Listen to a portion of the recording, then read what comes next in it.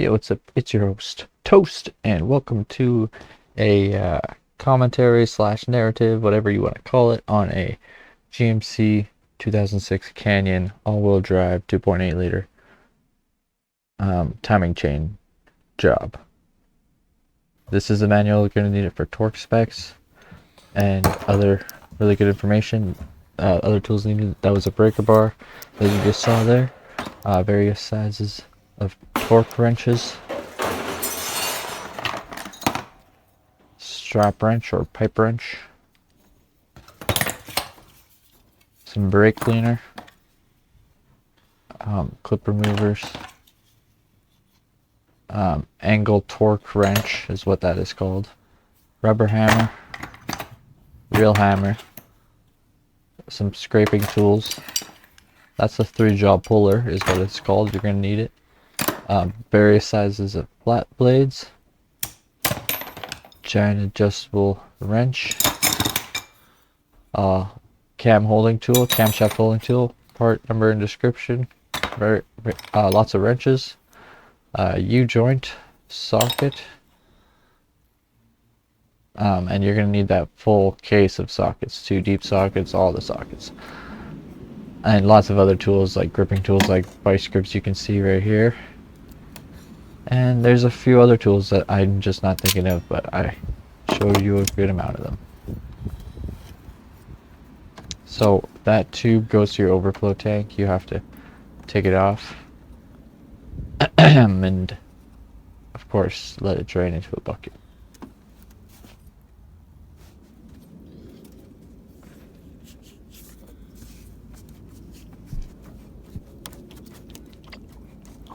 And then you're going to want to undo that clip so that you can take the upper radiator hose off, and you need to do this so that you can get the fan shroud out.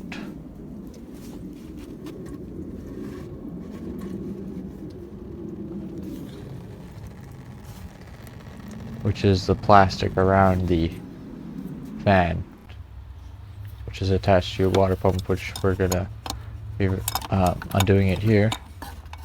And you can just use an adjustable wrench is what I use, and you see my wrench down here. If you put it on there, you can loosen this and this will tighten, so it will give you basically a grip against the loosening part that you're doing, because you won't be able to hold this water pump pulley with your hand, so you need to be able to, you know, keep this from spinning somehow.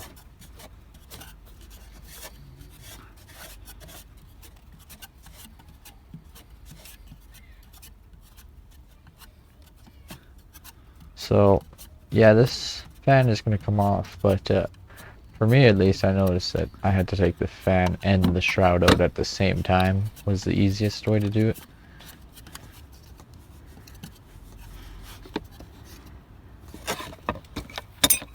The shroud was like in the way of the fan.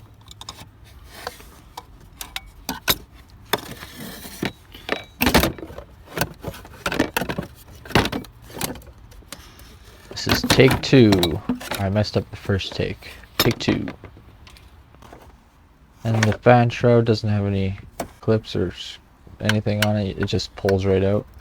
Now we're going to take the serpentine belts off by relieving the tensioner for it, which is usually a 3/8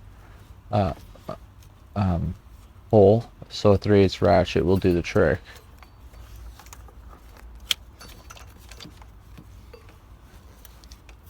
To just stick it in there and you just tighten it, and it will give the belt some slack, enough for you to get it off. Simple. 30 seconds. 30 seconds to do that.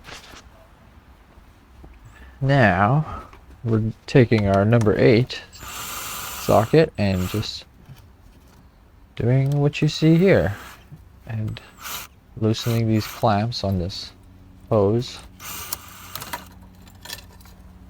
which goes from your air filter to your air resonator.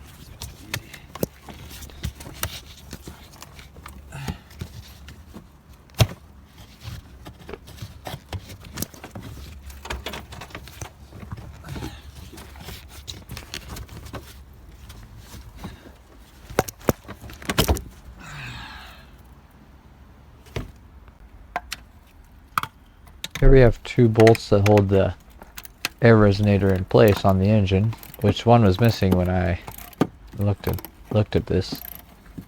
They're just 10 millimeters. So clearly you're gonna have to undo them so that you can get at the valve cover.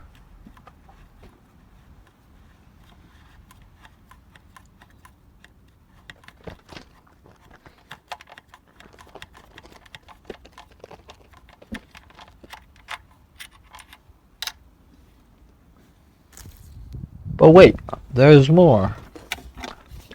Using our number 8 again. Actually, I think this bolt is a standard bolt, but I always use metric, so number 8 worked. And you want to do another clip, which connects the air resonator to the throttle body.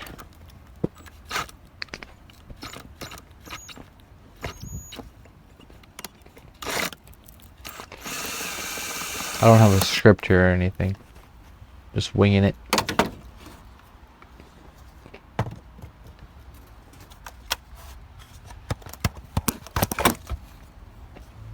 And it'll just come right off. See? Boom. Easy. 4 bolts to the throttle body. They're just a number 10. You see this sensor right here? Or connector? You have to undo that to get to the one that I'm pointing at right there. It's just in a square shape, the bolt pattern. And I'll show you how to undo those sensors later, but it's pretty straightforward.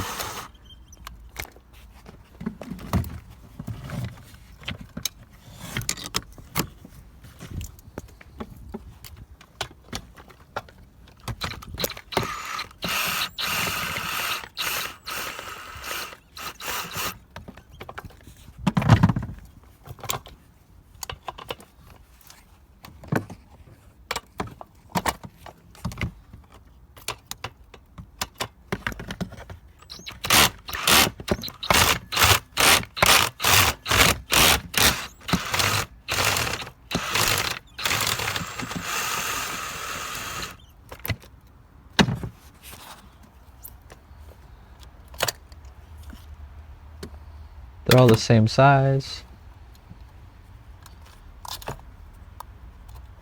Bolt. All the same size bolt.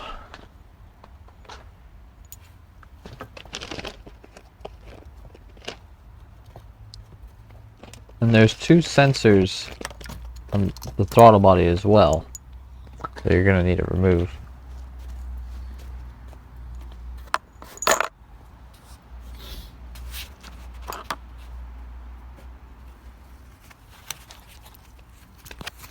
Okay, here's where I do my very poor demonstration on how to to get these clips off. You lift up the black part, and then that gray part will be able to come out actually completely. You lift up that, and yeah, like I just kind of showed there, and then you will be able to press on that black part, and it will release the clip from wherever it is attached to. There's lots of clips that are like that, and that's the location of the other sensor. That looks like that. Flat blade does the trick. Just don't wreck anything, or you'll be in trouble. And this I actually did very early on, I think. Well, I am showing it very early on. It's just taking out the plastic in the wheel well, so you have a lot more room.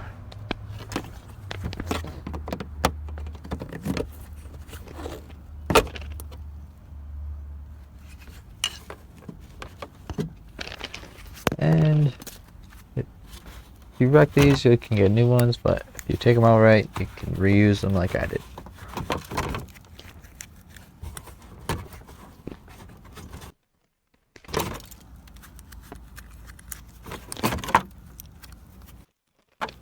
Oh, man. Hold on.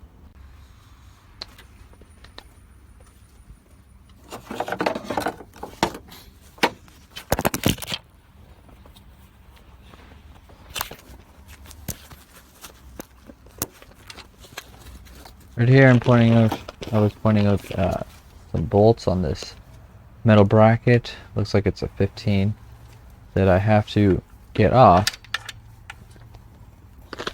And the reason I'm getting this metal bracket off is so that I can get the alternator off. But wait, why do you have to take the alternator off to do this timing chain job? Well, you see, the alternator has to come off so that you can take one bolt off out of the air intake manifold here, so that, which is in the way of the valve cover. So air intake manifold has to come off so you can take the valve cover off. And here I am showing the last bolt for that bracket that you have to take off to get the alternator off. So I struggle with that for a bit. Yeah, so that's the reality of it, which is kind of a design fail in my opinion. If they designed the air intake manifold a little bit differently, then you wouldn't have to take it off to get the valve cover off. It was barely in the way, not even a full inch in the way of the valve cover going off. You're just gonna get in the way of that. You get that out, so I have to press pause. I'm getting this off.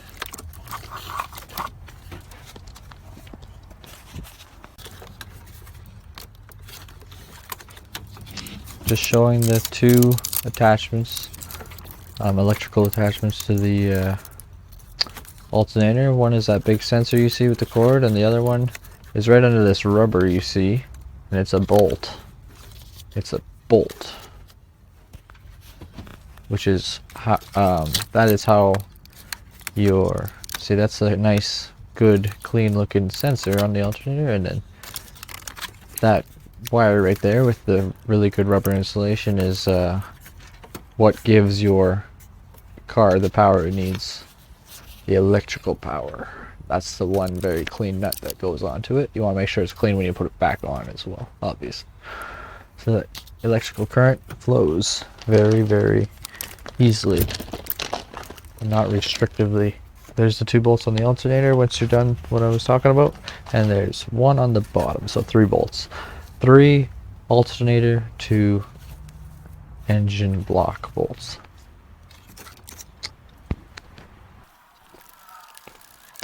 Or wait, I don't know, engine head, engine block, either way.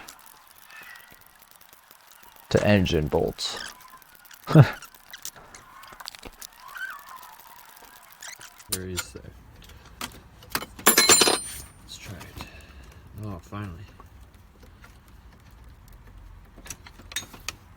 That's the last one you want. This will come right out. And we're gonna undo the 10 that we put out earlier here. Right there. That 10 right there is the only purpose of this bracket.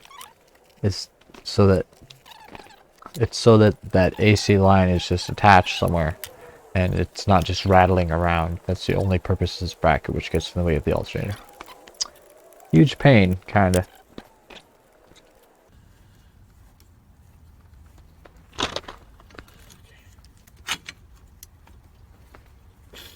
Easy does it. Knew it would fall. There you go. That means this comes out too.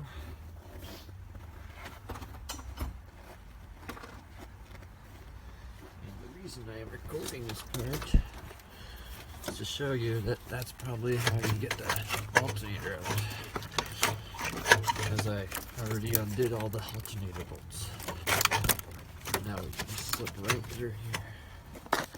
Get you a closer look at what I'm doing. And my phone ran out of storage like right here. You'll see right away.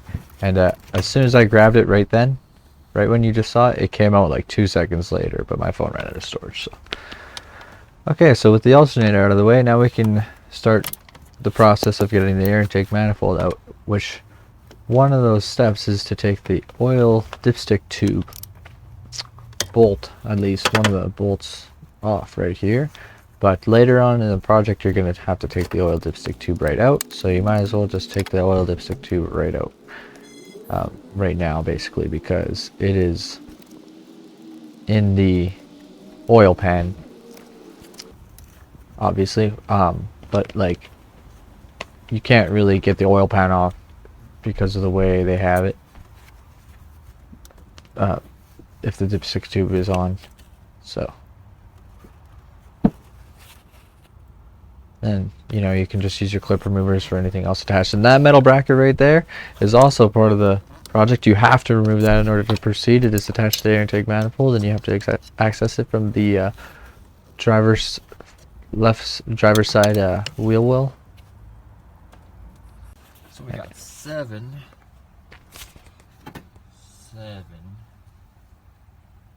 bolts for this air intake manifold, one of which I didn't realize I already loosened. I actually did not loosen that bolt. But they won't fall It was out. like that already. Don't try to make them fall out, just loosen them all the way. I said it won't fall out. There. There's one on this far side here. So 7, there'll be 4 on the upper side and 3 on the lower side.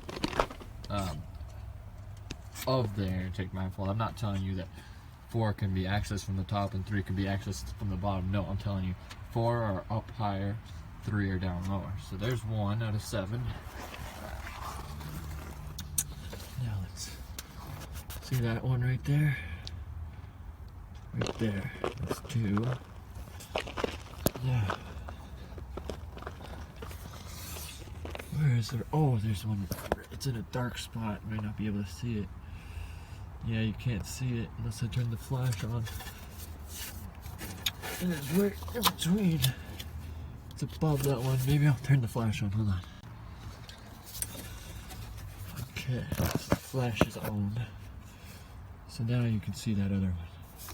So you got that one right there that I already pointed out, and the one up there. So that's 2 and 3. So 1 up there. That's a good focus.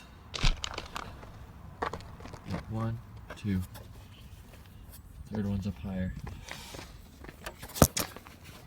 I didn't realize, but oh no, that wasn't that one, but yeah, you can see it already. Right there. You see it. 3, 4. Okay, yeah, that's 4. And 5 is right there, which I already loosened. I thought it was part of that bracket from way earlier with all the clips on it, and you can barely see the 6th one up there. And 7 is right there.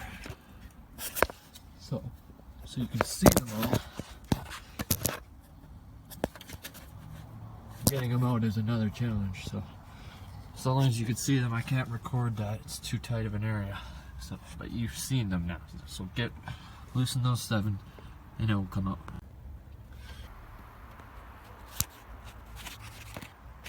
Yeah, that metal bracket I was talking about recently, it has a bunch of wire clips on it, so it's just like crazy difficult to get out, but you have to do it. And here I'm showing you how to loosen the crankshaft bolt. One of the easy ways to do it. The easy way that I'm doing is that I just jammed a flat blade in against the front cover and yeah, stop the engine from turning because of logic like that. Flat blade is in the way of it turning. And there are other ways to do this. You got to be careful. If you do it this way, you can damage the front cover, which is obviously a very important piece. So the other ways you could do it is have it in first gear and do this, or have somebody go under the vehicle and there's a rubber seal you remove, and then you will be able to see and access the flywheel slightly, and you will stick a flat blade kind of like this in it and stop it from turning that way. But if you don't do it those 3 ways I mentioned, then this is going to turn. Not only that, it's going to turn backwards the engine, so that's definitely not good.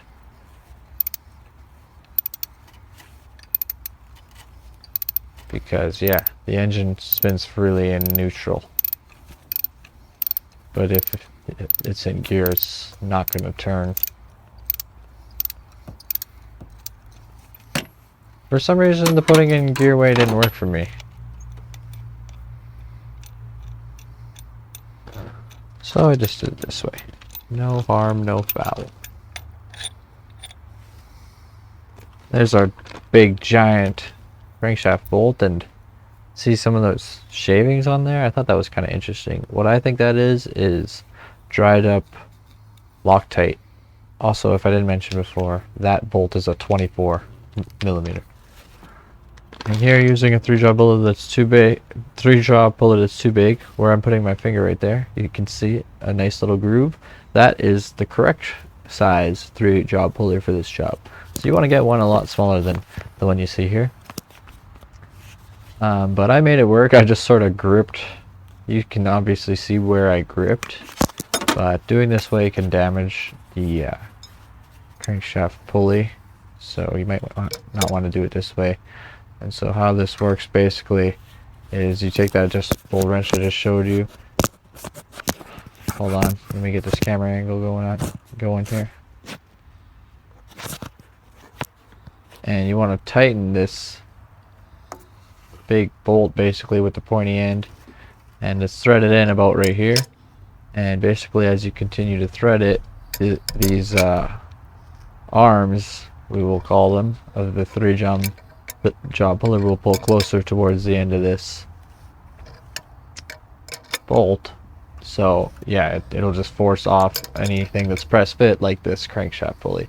And as you can see, I'm just using the bolt to pry against, because you have to have something to pry against. If you just didn't have anything to pry against and you did this against the threadings, you would destroy the threadings, and you would never be able to thread a crankshaft bolt into the crankshaft ever again. So I'll show you that this crankshaft bolt wasn't long enough, or didn't do the trick on getting this off, because that amount of space right there ran out. So you don't really want to do it this way anyway, because you're at risk of wrecking the threadings from all this force and pressure from the 3-jaw puller, removing that press fit.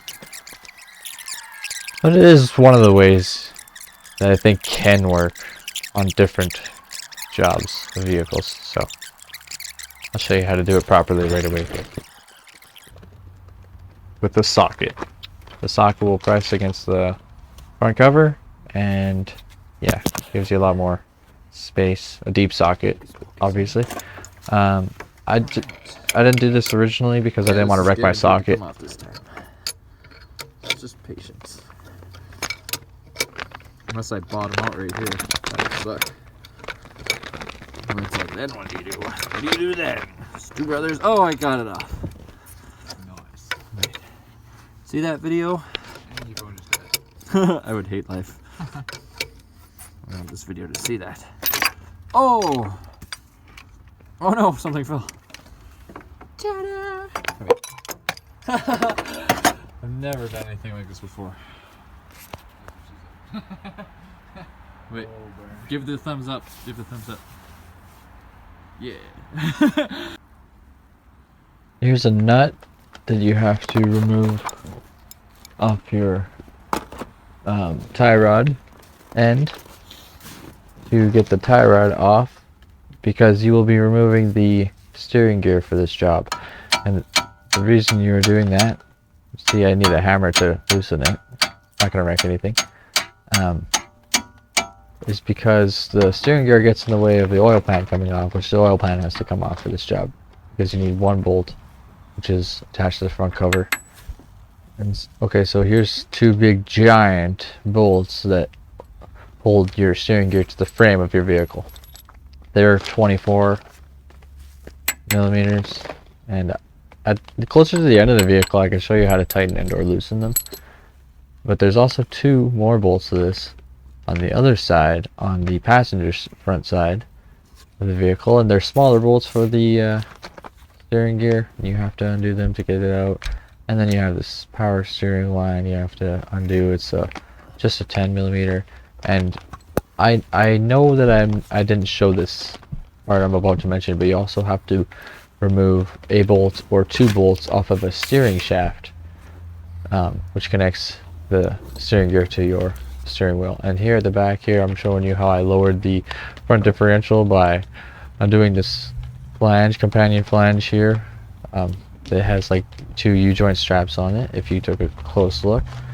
And right now I'm also showing the differential to frame bolts. There's 4 of them, 2 on each side, and then this front differential will be loose, and so that you can move it out of the way to drop the oil pan. If you don't do this, then you're not going to be able to drop the oil pan.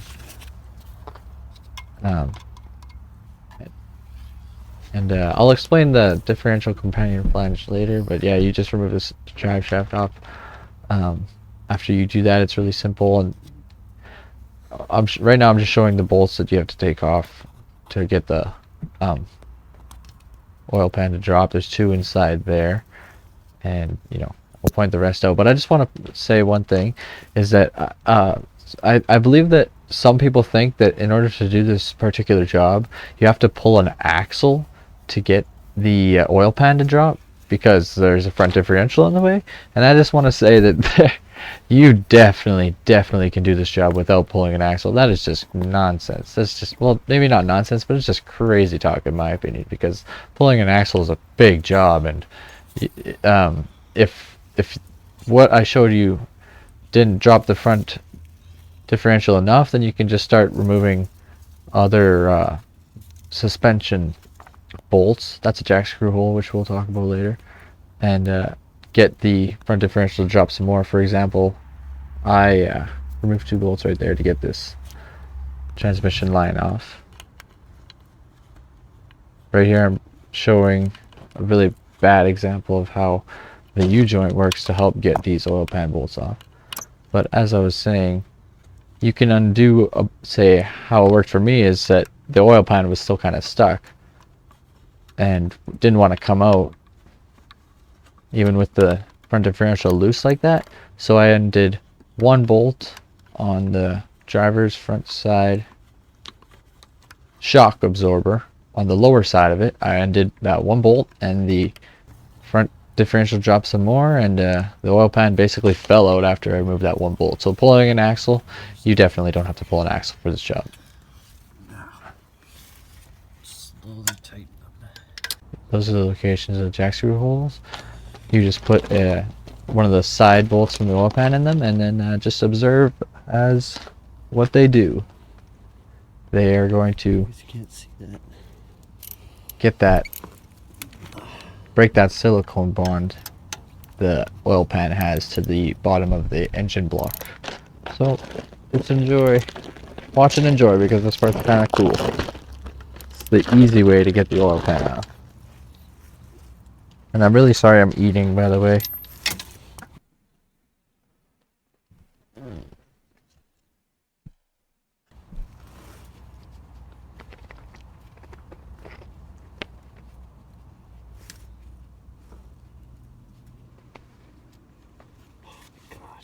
Oh, and that jack screw hole right there that I'm trying to use, for some reason didn't work at all.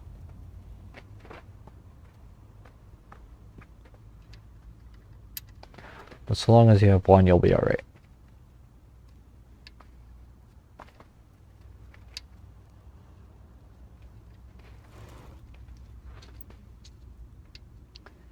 These are also on the front cover.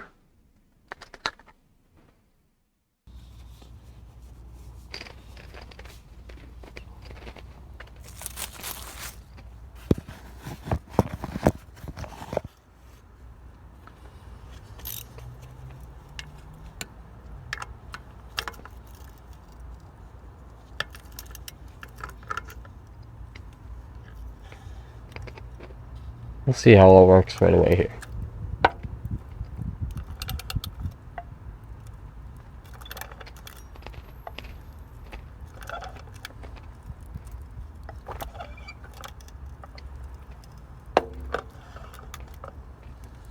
You hear the seal breaking.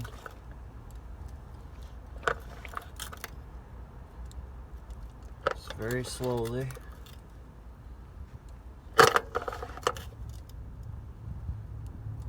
Don't rush this part.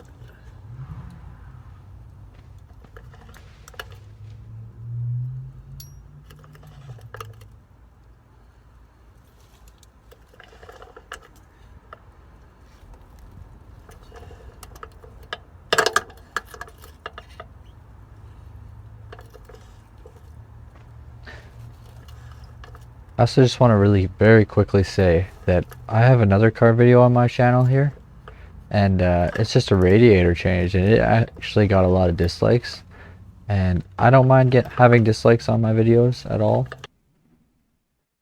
But if you are going to dislike, please leave a comment telling me why you disliked the video, and that would help a lot. I would like to improve, and of course, if you enjoyed the video, a like really helps.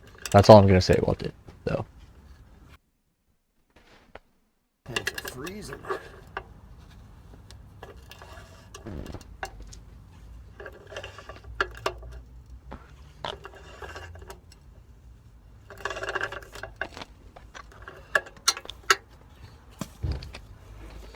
Oh my god, hands are so cold.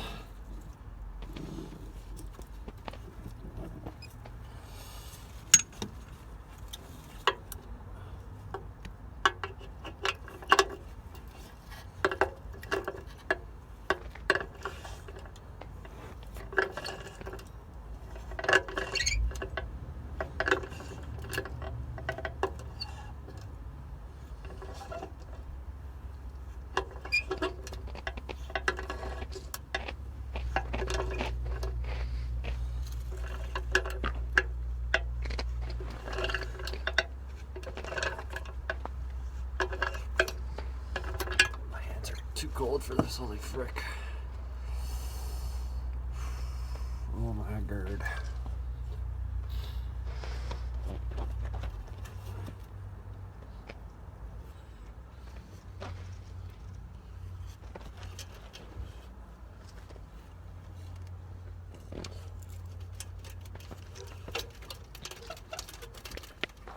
And right here, I just had to grab at the oil pan and it just dropped. Oh, how about that? Oh. Effortlessly, just came out after I did that. And voila, through the use of that screw, that jack screw hole. Not so much that one, but it will maybe work for a different vehicle. We got the oil pan to drop. There, right there that I'm pointing at, was the whole reason we're doing that. That one bolt I showed you, also these two others you have to take off. To get that bolt right there is attached to the front cover. That's the whole reason you're doing this. And that is your oil pickup tube. You just want to go ahead and remove it.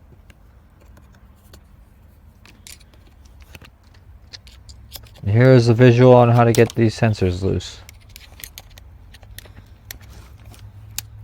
Even though I just broke it. I just broke it. Whoops. It'll still kind of work.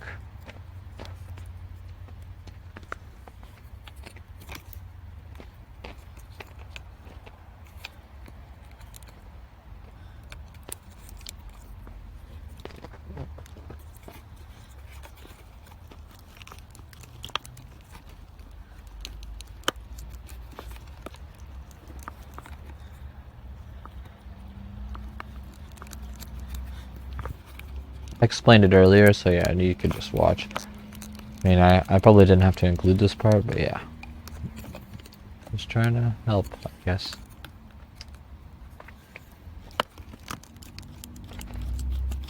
I really struggled with some of them.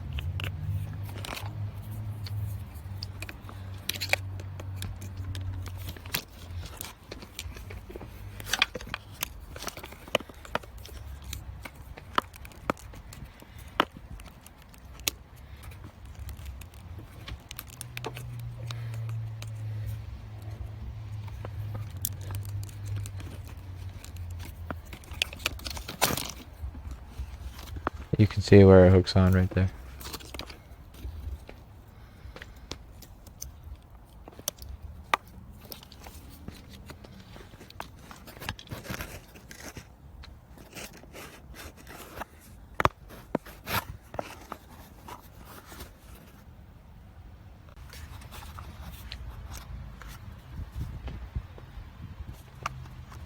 Got all of the sensors removed there. Right here is an oxygen sensor, an O2 sensor. You want to go ahead and remove it. You can very clearly see it's an O2 sensor right there. See where where it is? It's on the exhaust manifold. So remove that. We got two big sensors over here. You can unclip them. I don't really know where they go. I bet you they were put there so that it's easy to get these wires out of the way to get the valve cover off is my guess, but no idea where they go. Just remove them. And then you want to take your clip remover, and they are attached, some of them are attached to the valve cover, so you're gonna have to take them off of the valve cover because the valve cover is coming off.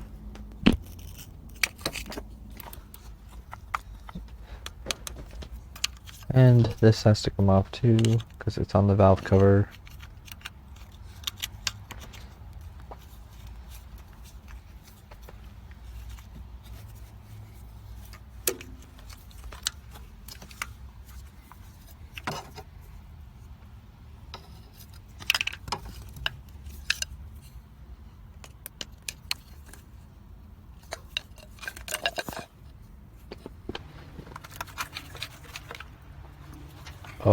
Oh, I just dropped something. Oops. And there's some more sensors. I don't really know what that sensor does right there that I'm holding on to. But you have to take it off to get this wire harness out of the way. And this sensor over here is your exhaust camshaft actuator sensor. So take that off. And you can see other locations of where clips are on the valve cover, so you just want to get them off.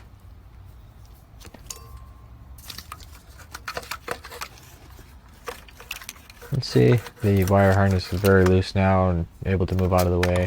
Here's one more really big Christmas tree clip that holds the wire harness onto, you know, somewhere, and if you want you can undo it for more ease of access to get the wire harness out of the way, but I didn't do it. I just wanted to point it out.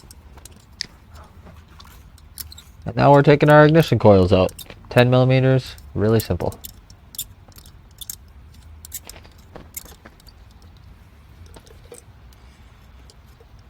And if you're curious, the cylinder order is 1 right here, 2, 3, 4. That is the cylinder order.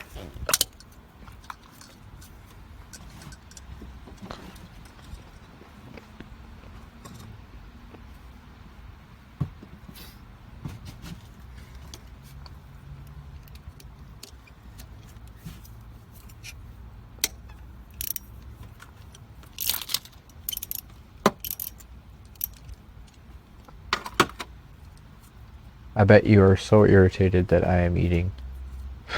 I'm sorry.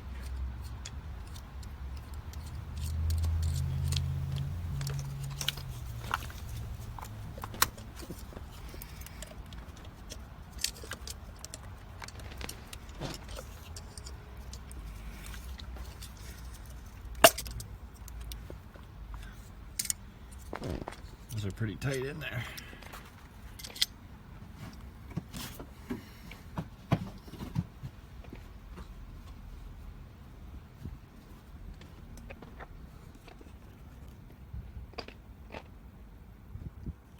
Also wanted to point out right here, do you see this little knob right here on the valve cover? That is a hose for your air resonator. You have to, the hose is on the, it looks like this and it's on the bottom of the air resonator, and you have to put it back when you install. Otherwise there's going to be an air leak on your vehicle. And everyone knows how bad an air leak can be on an engine.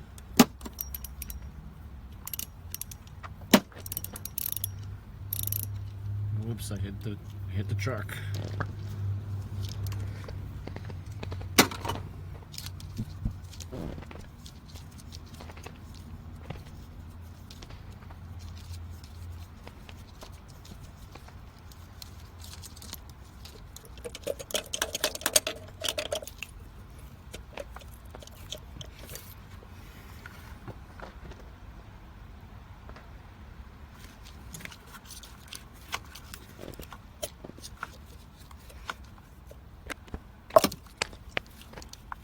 See, that's the full ignition coil. All the others did not come out like that. That's how they're supposed to come out. took the whole thing out that time. Holy crap. Not a big deal.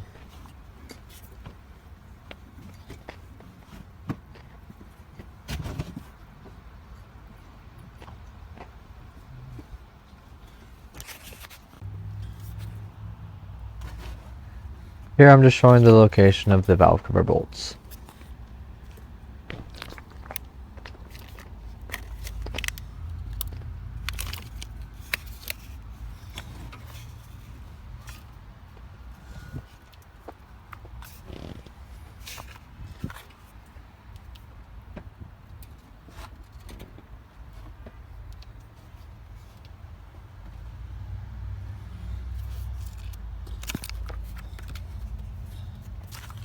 They don't come out either, so just loosen them as much as you can. They don't come all the way out. And everything will be Gucci.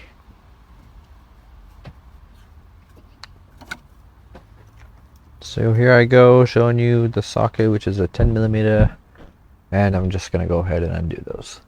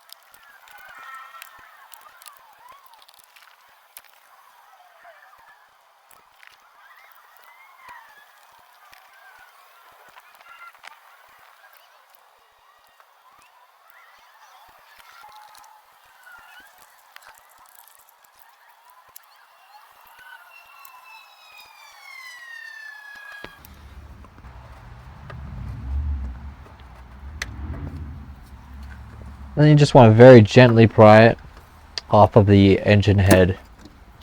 Very, very gently pry it around this area, and it should come loose. And there, you might have a slight issue of where some of the bolts are still they're not unthreaded all the way, so you might have to undo it. Just a few more for my case. It was like 1 or 2 here at the back, so just do that and it will come off. Obviously, it's not rocket science at all, so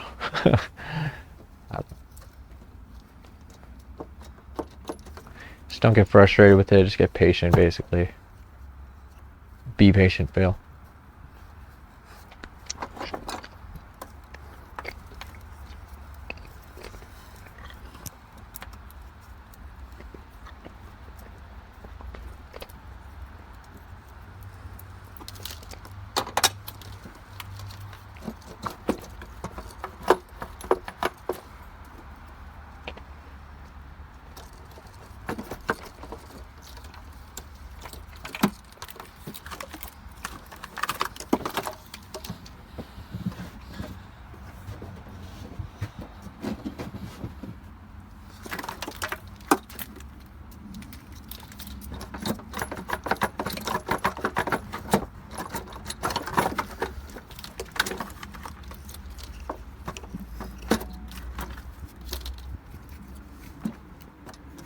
Oh, is the phone gonna fall?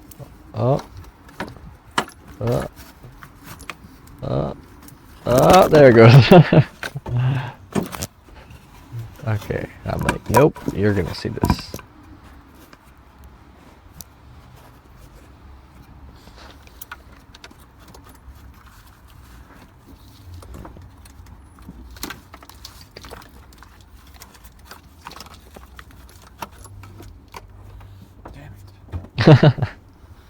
There.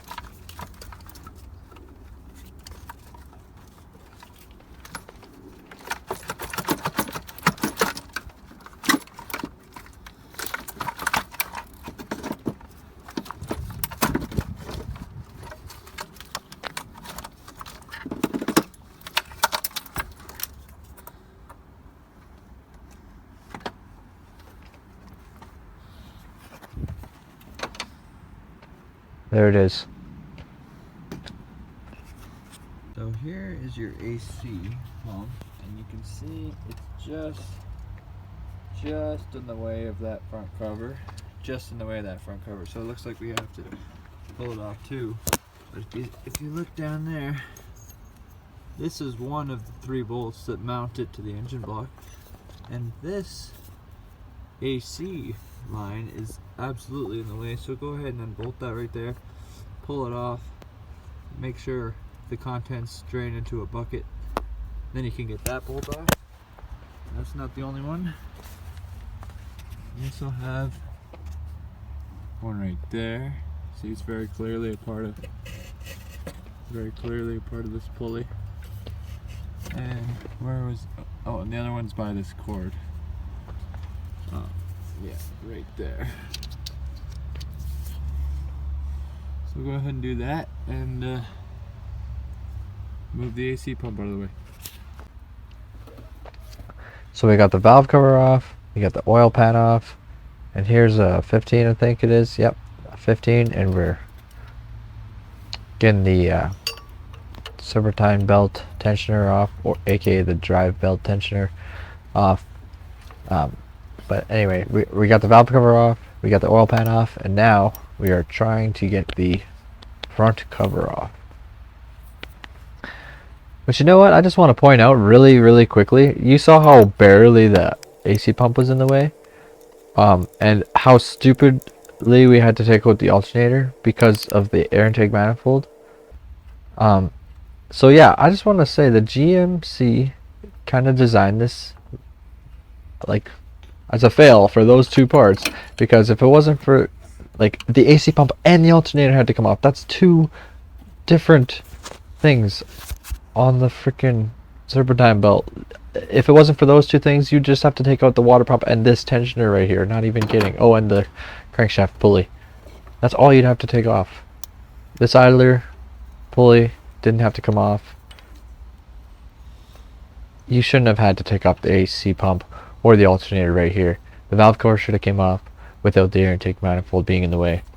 And the AC pump should have been designed a little bit differently so that it was further away from the engine block, so that you could get the front cover off without even touching it if you wanted to. But it's not that big of a deal. Here I'm showing you how to use the strap wrench, the pipe wrench, to stop this water pump pulley from spinning while you loosen the bolts.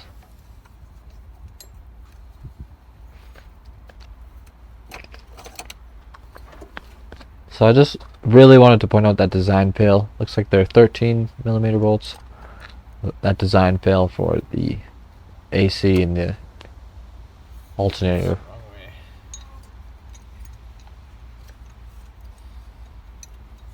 Wrong way. So do it the right way.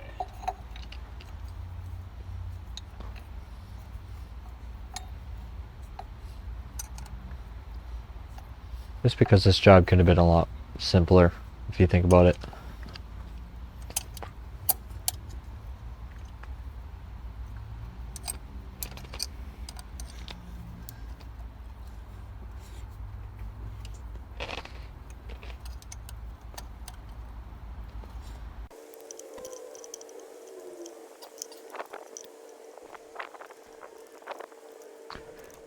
So yeah, you could see it working, right? In this strap wrench stopping those bolts from, sorry, the pulley from moving, so you could get those bolts off.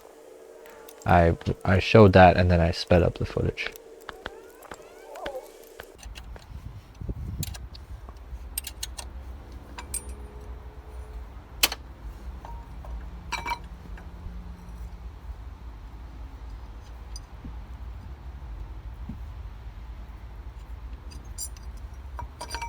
Ta-da!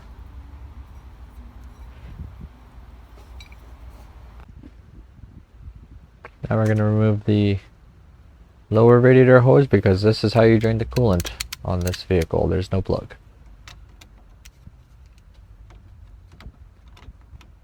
You have to do this because we're taking the water pump off.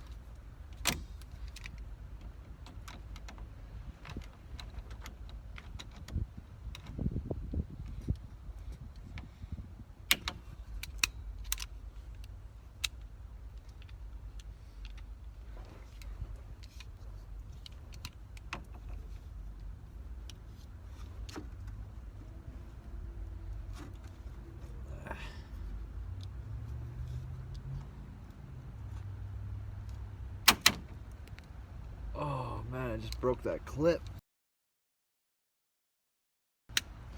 Good thing I can still do it. Oh, that hurt too.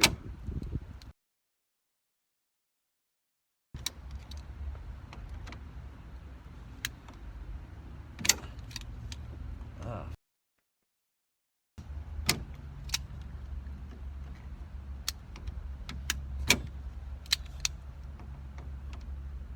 Stupid vice grips are overkill. Now, I'd like to point out that I am completely effed. Yeah, it will not hold on to that anymore.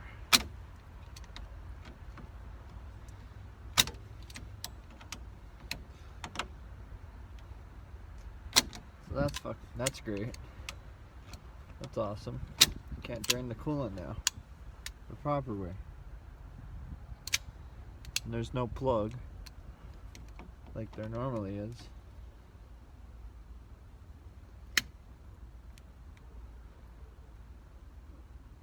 What am I stuck on? Okay, looks like we can still do it. Oh, that's so awesome. Super happy about that. Okay, make sure you dump in your bucket. And it's easier to do this from the top. You should do this from the top anyway, because you don't want to get coolant on you or in your mouth or in your eyes. It would really be bad for you. This thing takes a lot of coolant. Now just getting the water pump off. 5 10mm bolts.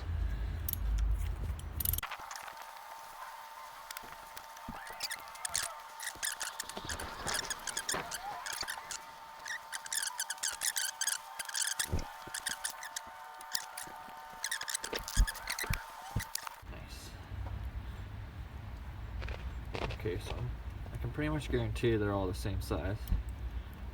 So I want you to not worry about that for this job. Look at all the silicone on that. So we'll take all these out. Boom, boom. Boom, boom.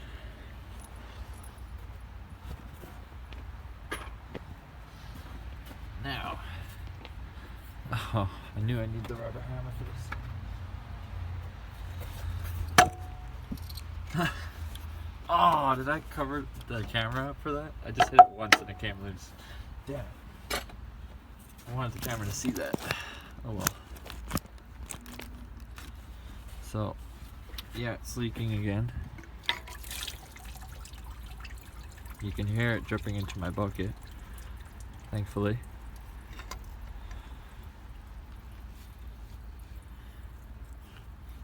Here's the funky looking water pump with the gasket, red gasket on it, that I have a new one for.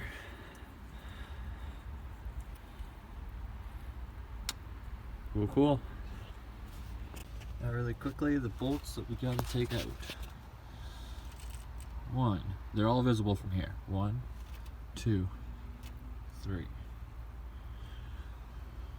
4, 5, 6, 7, 8,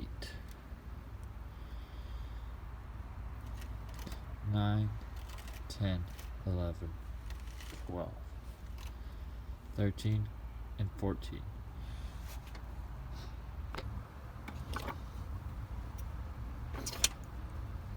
Be using the 10mm again. I just guessed, I didn't even check beforehand, I just knew it was. So we're gonna go ahead and loosen them all to start.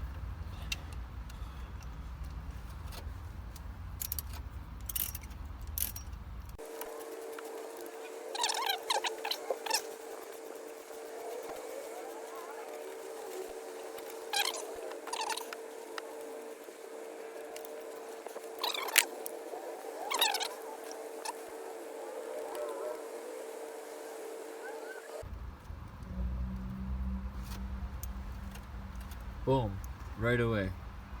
two different size ones. So this little one is for the top left corner here, very top left corner. This longer one is for the top middle.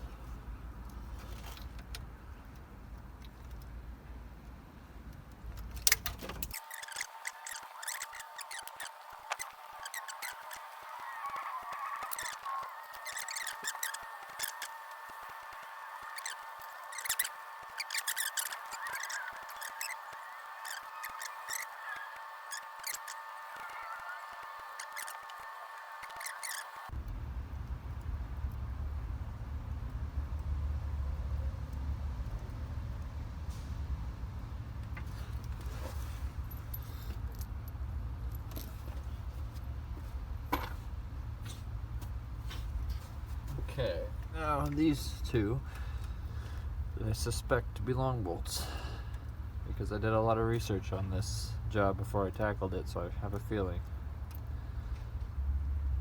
Oh, this one's actually a tinier bolt. I knew they'd be different though. Now, what do we got for this one? Oh, that one's still tight. For some reason it's still tight.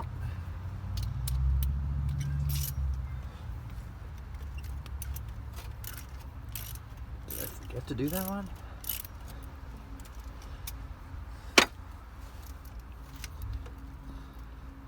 So the one extra small bolt is the one in the smack dab middle, closest to the coolant, the water pump I mean. And this last one right here, oh, it looks like it's a long bolt. Yes it is. Boom.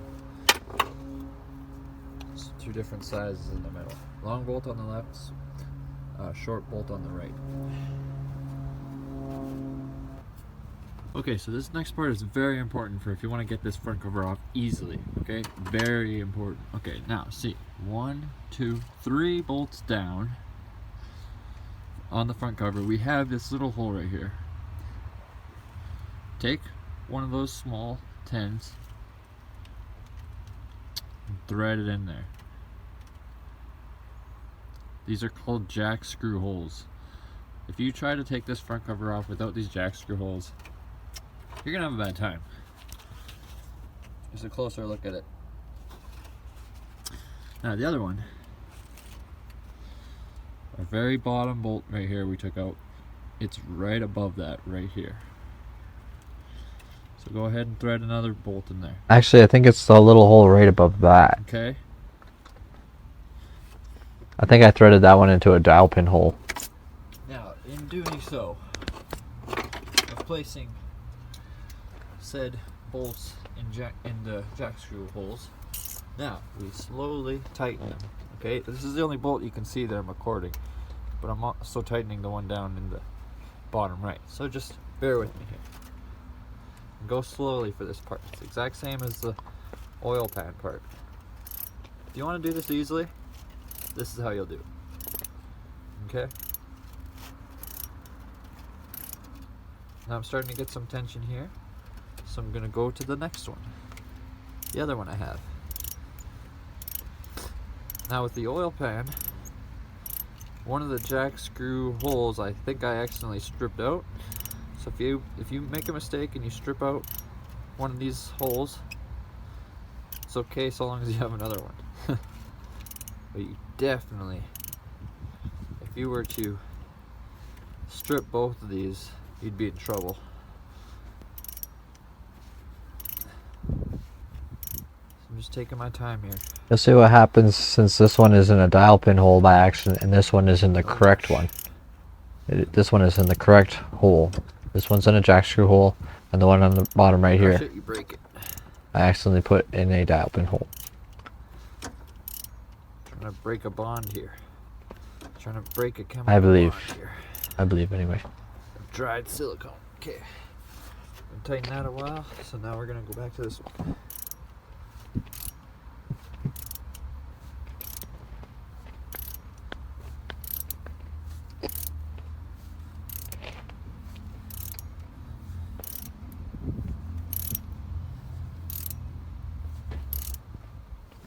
You can probably tell I'm not going as slow as I was, because I'm not feeling a lot of friction here. Not feeling a lot of tension, so if you feel a lot of tension, you should do it slowly. Otherwise, you might break the bolt.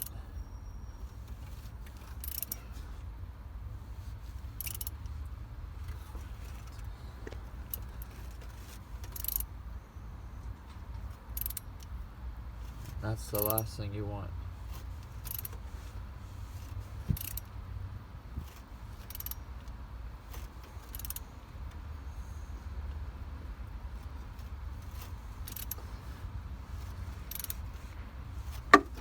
Oh, you hear that?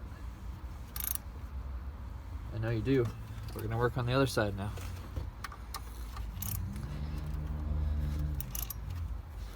This is the way they designed you to take it off, okay? I'm trying to help by showing you this. Obviously, I'm trying to help it. Such a satisfying sound. That's a really very hard bond to break without wrecking anything, without wrecking the engine block or the front cover. It's very hard to break that bond without these. But with these, it doesn't take long. That's why I should have done it slowly.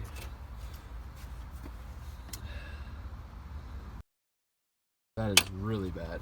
So now I gotta be extra slow on this other side.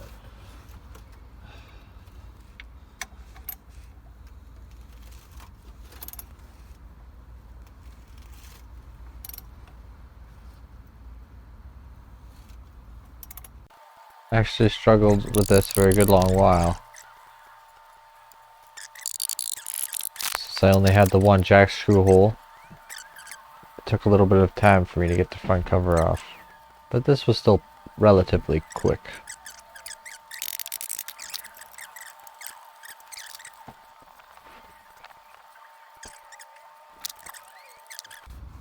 Oh man, okay, so we're losing our daylight. We want this to come off. What options do we have?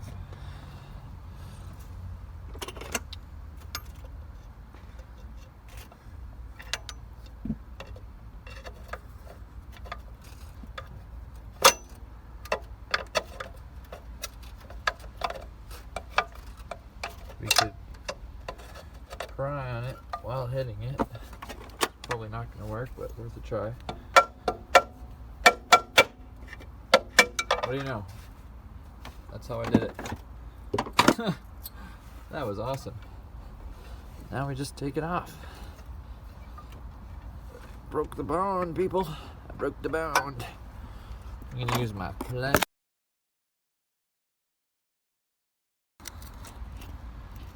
As I was saying, I'm going to use my plastic prying things to get it off from here. That sure as hell worked. Okay, so that is that. Boom, boom, boom.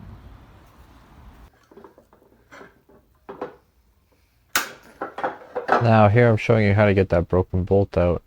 One of the ways, just clamp onto it with vice grips and it might be a strong enough hold to turn it out of there. The other way is to take a grinder and cut off that bolt and then drill it out. So you'll be lucky if this way works for you on other types of broken bolts. When it has some sticking out like that, it's way easier to remove it.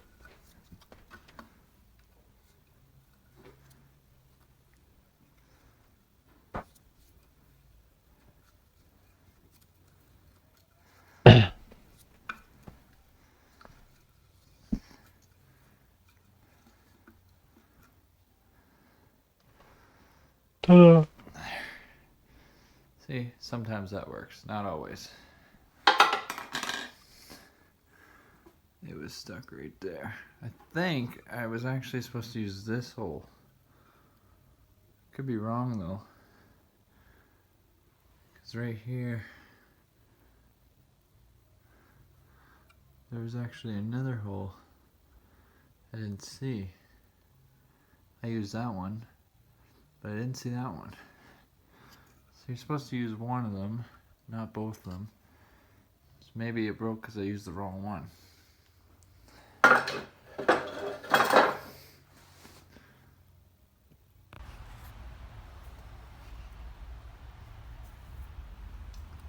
Here are the marks, the timing marks. There's going to be one on each camshaft sprocket and one on the crankshaft sprocket. It's on the lower end of the crankshaft sprocket.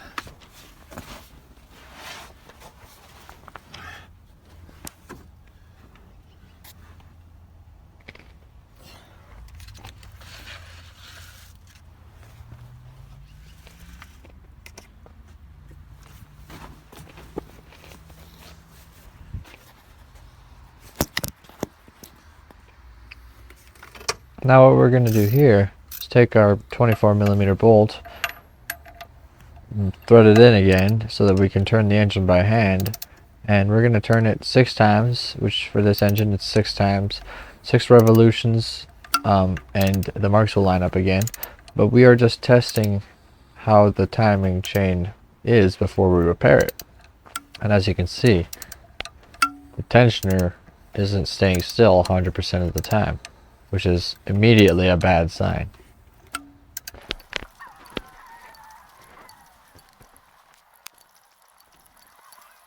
So we're going to do this before we repair it and after we repair it to compare, to see if we did any good. So that's one issue we see already. Now I'll take you to the top. You'll see this other big issue. Every now and again, boom, it's not fully tight. There's slack, and a lot of it at the top here. So that is a horrible sign. So very clearly the timing cannot be very good if it's doing that.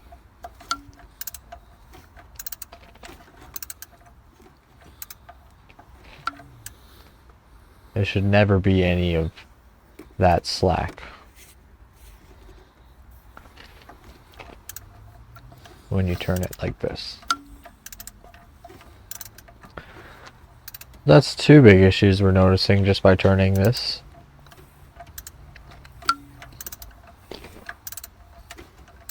Engine by hand.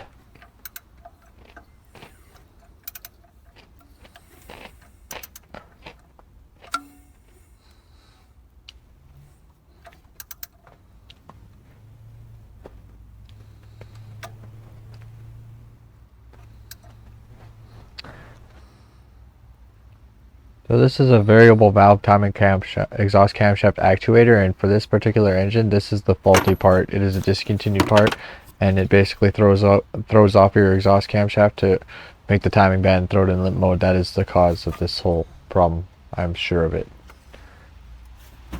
And I'm just showing you that after 6 revolutions, the marks are lined up again. And in the beginning here, the holding tool, even when it was all lined up, didn't fit on. It fit onto the intake camshaft, but not onto the exhaust camshaft, which I knew that the VVT was responsible for that. So yeah, you want to get a new VVT. You cannot reuse the old one. And this little rubber, or whatever it is, material, plastic, was just falling out of one of these guides, the right guide. It was coming out of the bottom when I first took this apart, which is another huge bad sign. I mean, the engine was running with all these problems. So really good to inspect the heck out of it before you repair it so that you know you're doing something.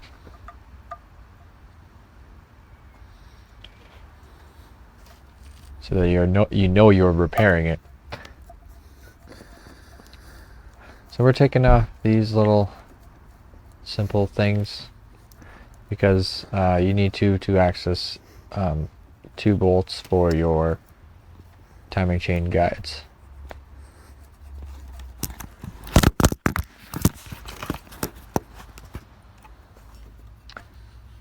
You don't want to use a star bit for this because you might strip them out and then you'll have a big issue, so always make sure it's a hex.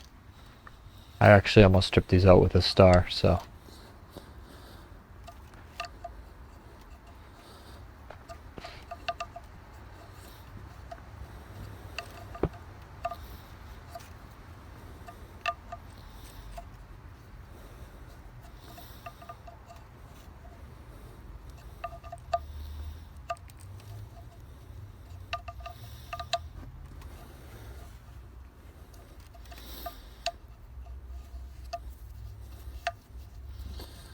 So yeah, you're going to need this new variable valve timing exhaust camshaft actuator. You're going to need a new one of those. You're going to need a new timing chain tensioner, and you're going to need a new, these 2 guides new. And there's also a guide at the top you're going to need new. And if you go to rockauto.com, they sell it as a kit actually. So that is a lot cheaper. And you don't actually have to change. Whoop. Come on. You don't actually have to change this intake sprocket or the crankshaft sprocket, because by using logic in your head, these spokes, sure, they're gonna wear out a little bit, but compared to the VVT throwing it off, that tension not being in place, that guide falling apart, yeah, the sprocket, the wear in the sprocket is nothing, absolutely nothing compared to all those other things. It's not going to affect it at all. So you can keep the old sprocket on the crankshaft and the intake.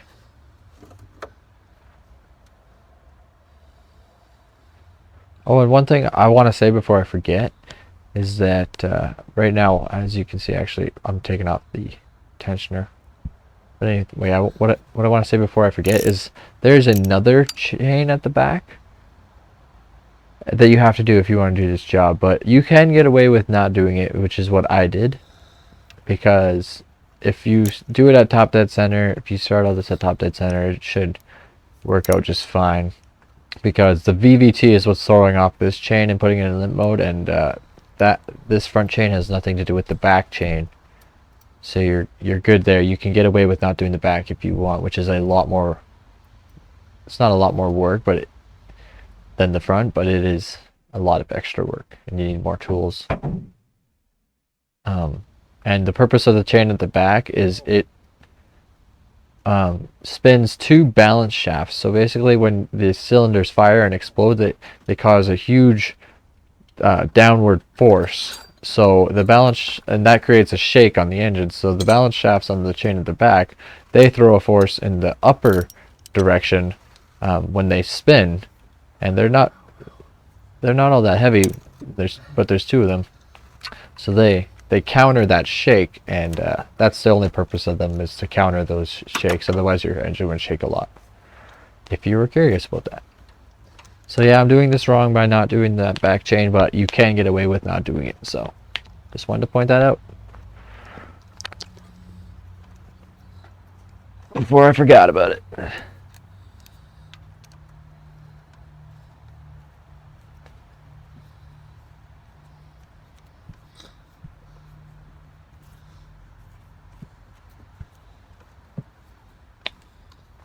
So yeah, that's one of the things I'm doing wrong. This is my first timing chain project, by the way.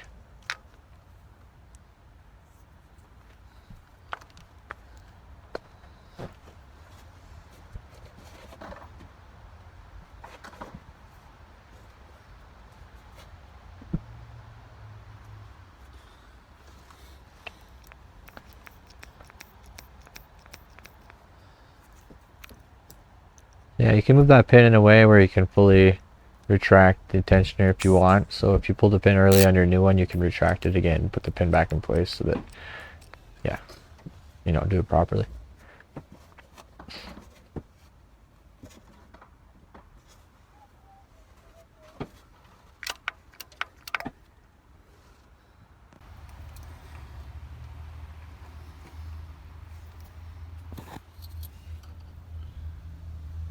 Just pointing out the guide bolts before I remove them.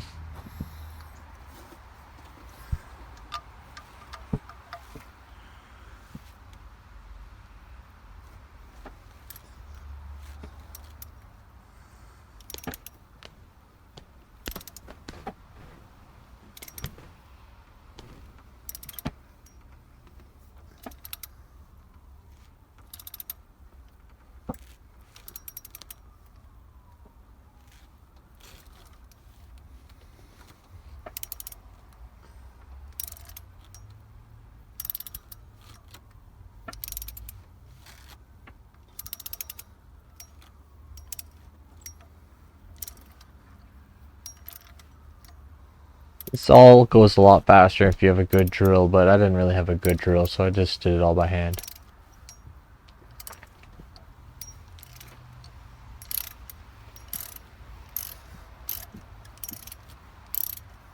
You know what, in the manual it says you have to remove the radiator to do this job. And the freaking AC condenser, I think it says you have to remove, and the front grille, but no, as you can see I got away with not having to remove those things. So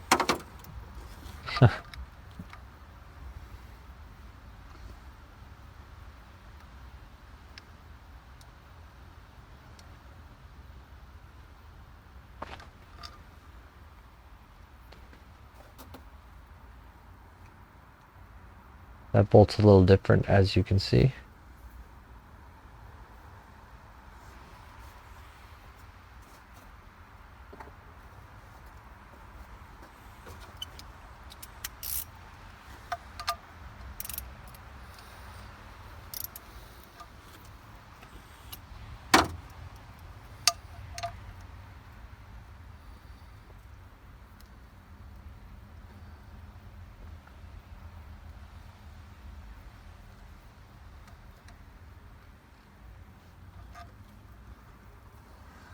Definitely different.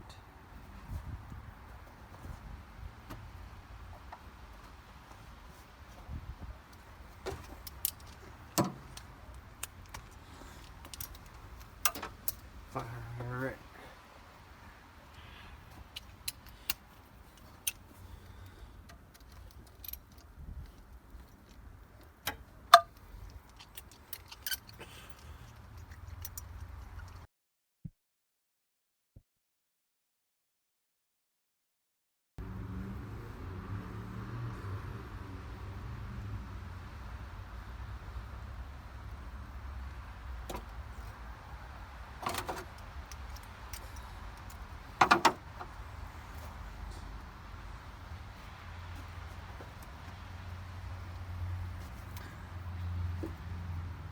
They're the same.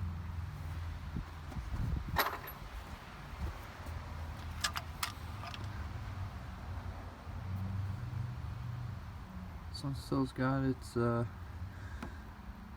I guess I was wrong, it's the other one.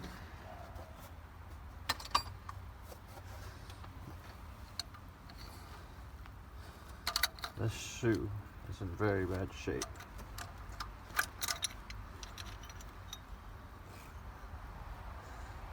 Can you believe the engine was running like that? It doesn't even have the guide.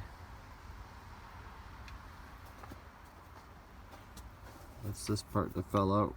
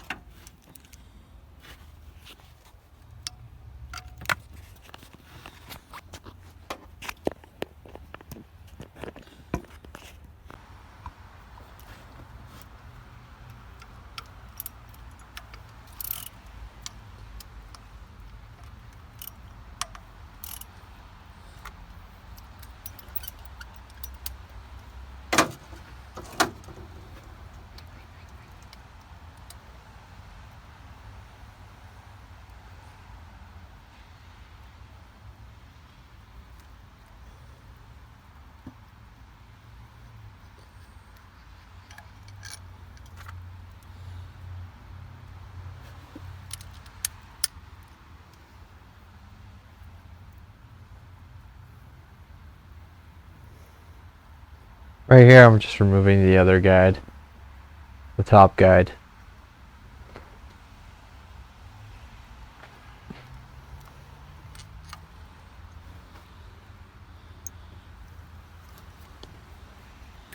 A little bit of wear on this, but honestly not much.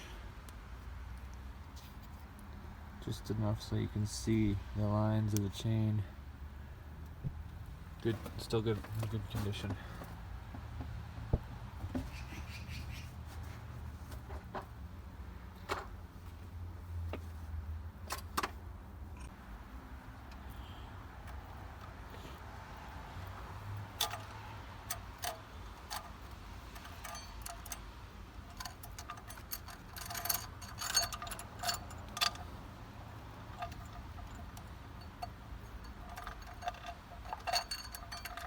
Oh yeah, I forgot. You can only get this out once this comes off. I forgot about that part. So what I'm gonna do here is I'm gonna take my 5/16 whatever, this. I'm gonna turn the camshaft actuator just enough so the back cam lobes line up to put this on. Hopefully it doesn't get away on me. So we're gonna try it out. That's what I'm gonna do first.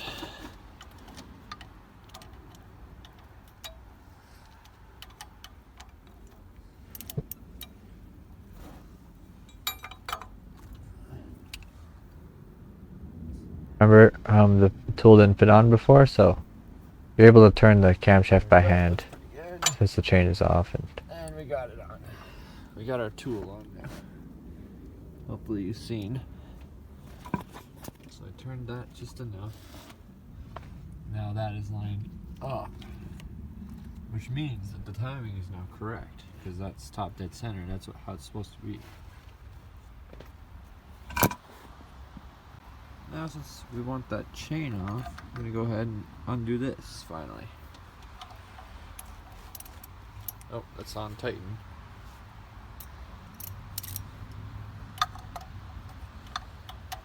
There we go. Yeah.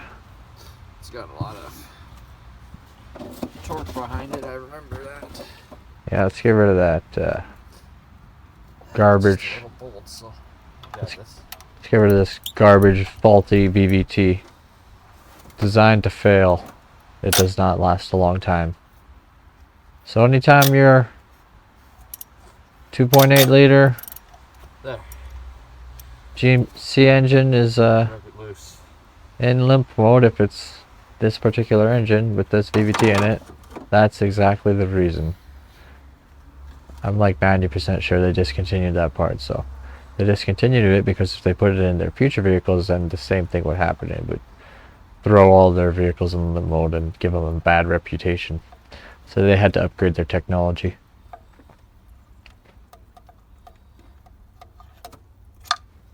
So that this repair didn't need to be done all the time. Pretty long bolt.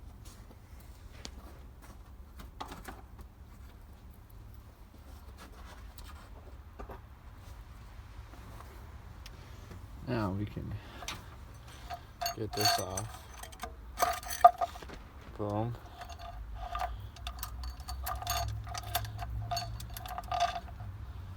Seeds out, so set it aside for a minute while I get this one out. Oh, it looks like the other one wants to get in the way too. Well, well, well. That comes to me as a surprise, and a not very good surprise. That's just stupid. So, I'm gonna go ahead and take that one off real quick. This sprocket. Time has finally come, this chain is stuck, remember. I broke this bolt loose, and then my phone ran out of storage while I was breaking this bolt loose. So I already broke it loose, and I'm finally taking it off.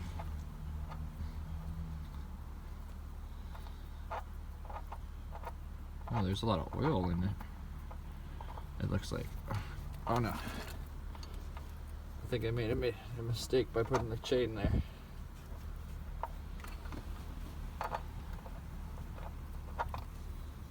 Yeah, that was a mistake. Crap.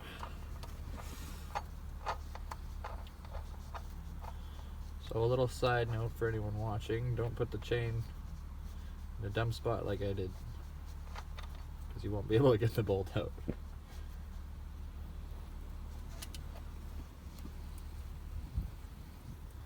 Actually, this is quite problematic.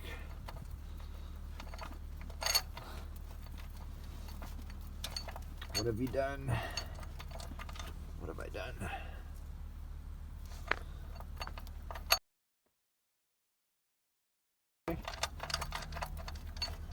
So, I don't care if it breaks, but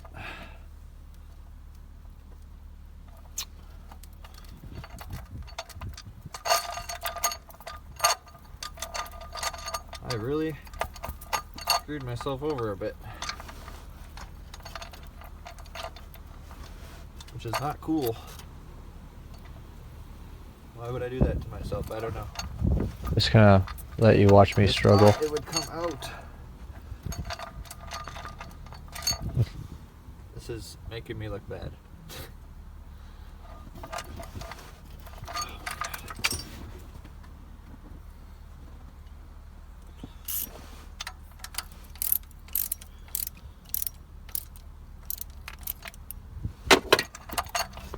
There. So, yeah, don't be a dummy like me and put the chain in a dumb spot so that you can't get the bolt out.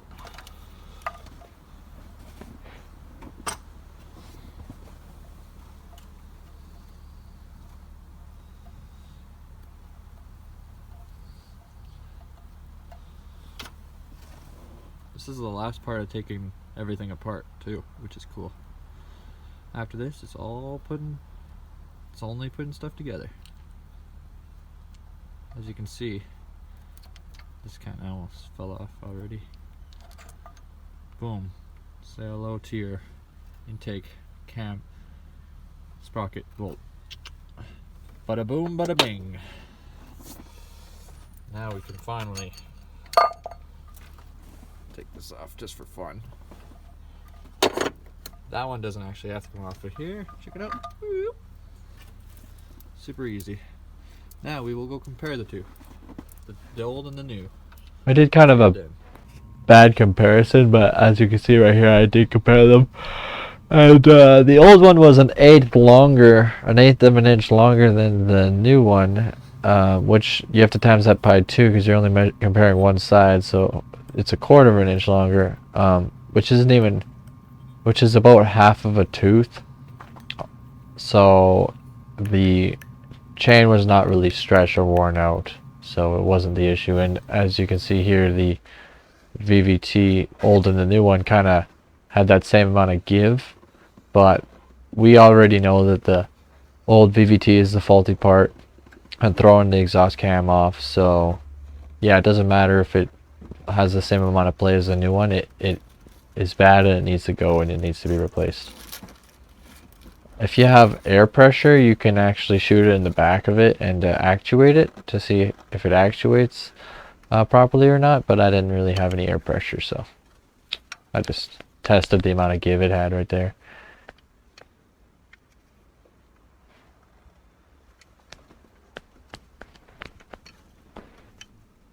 Here's our new guide we're installing, which seems a little bit loose, but it's the way they make them. So it's the way the GMC made them too. This is a replicate part. You just gotta trust it and install it. But to me, I think this shoe in particular just looked and seemed like garbage to me, but whatever. I know it'll be fine.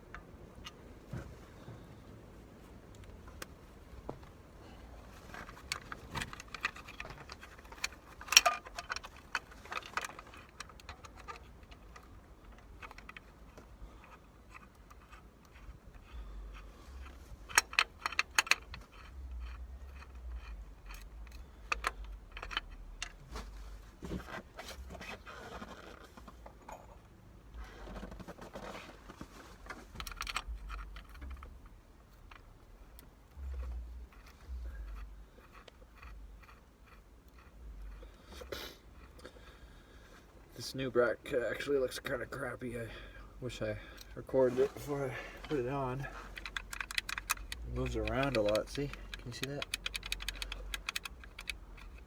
I know you can see that, kinda. See how much it moves around? It's really crappy.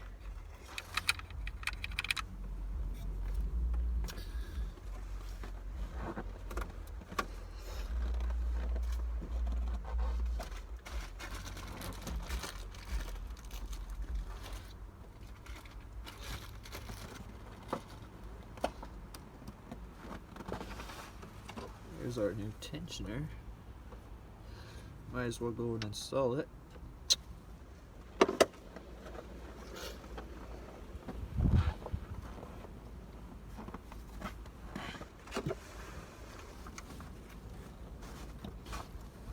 want to do this before the... You want to install this one before you install the other guide.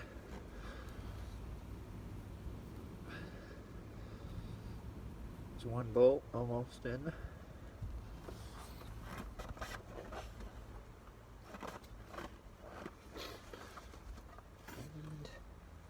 where's that pesky other one? Right there.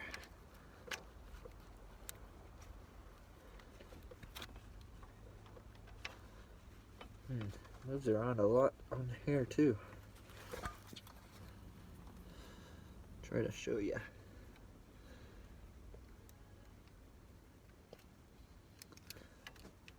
See, moves around a pretty big amount, considering it's not supposed to really move.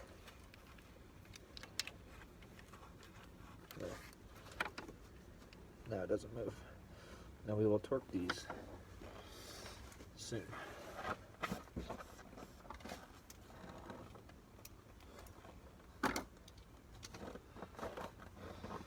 For now,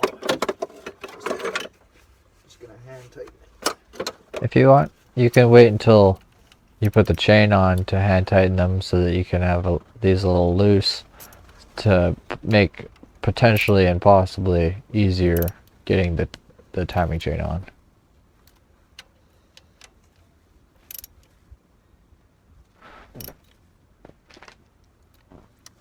Same for these.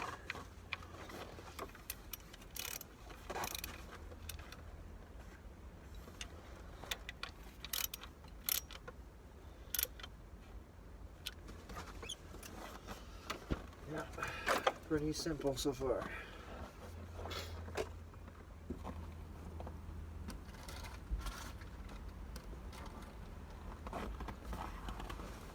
Special bolt.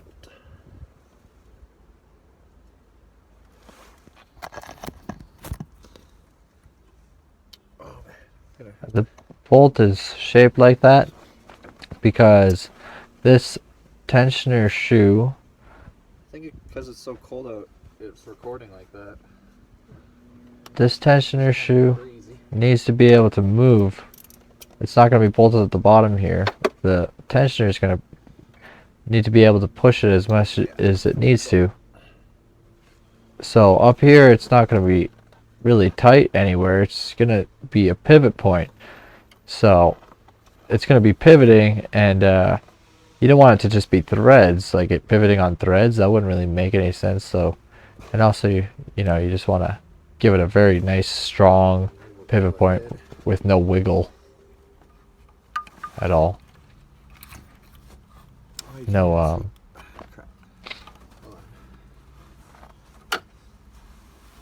you have to just make it a still fixed point with no give kind of thing is what I'm trying to say. Can you see it? No.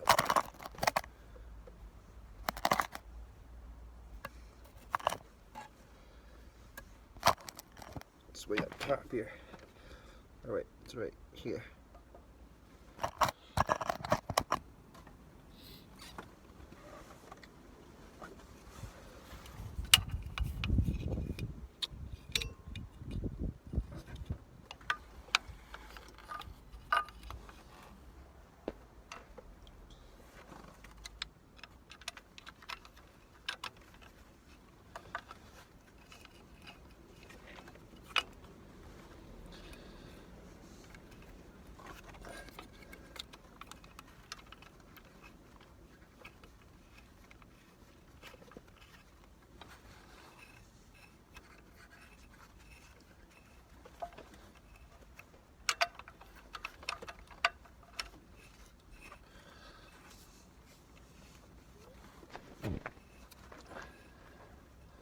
So far so good.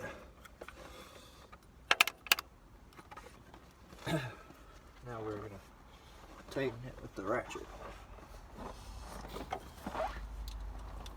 Torque it afterwards.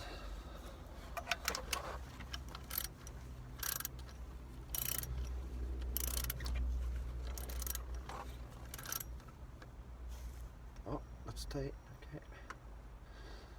Let's torque it afterwards. All right.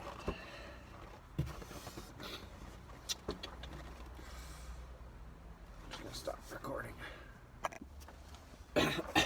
And as you can see, the chain is on. Now, for this particular shoe, it's 156. And 156 inch pounds. I didn't record me putting the chain on. And I'm really, really sorry about that. It took me like an hour to figure it out. So once I get a better camera angle going here of the timing chain, I'll just explain in my own words how to do it. And that's the best I can do. I'm sorry. I missed that part. Boom. Now this one.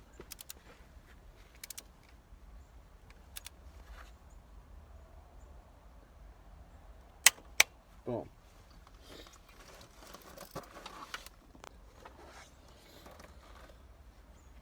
Okay. So this shoe, the one bolt up here, and this timing chain tensioner, they're both at 18 foot-pounds.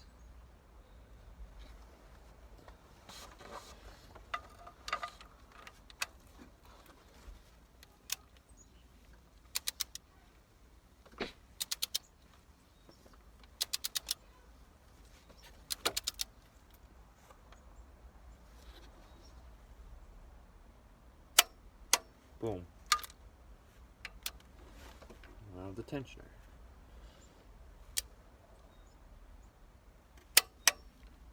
Good.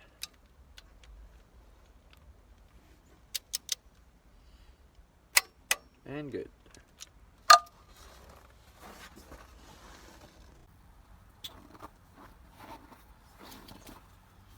Now, our intake bolt, this one, is at 15.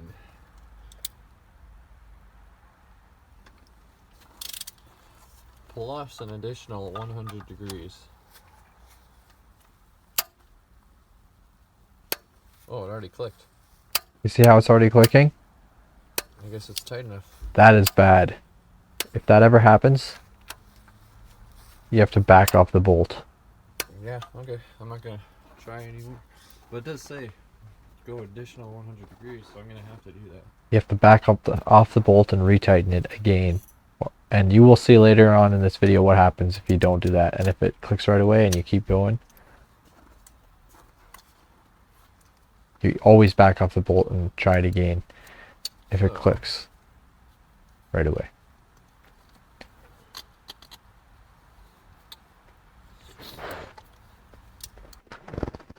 Now, really quick here, I'm going to explain as fast as I can, as quickly and accurately as I can, how to put the chain on.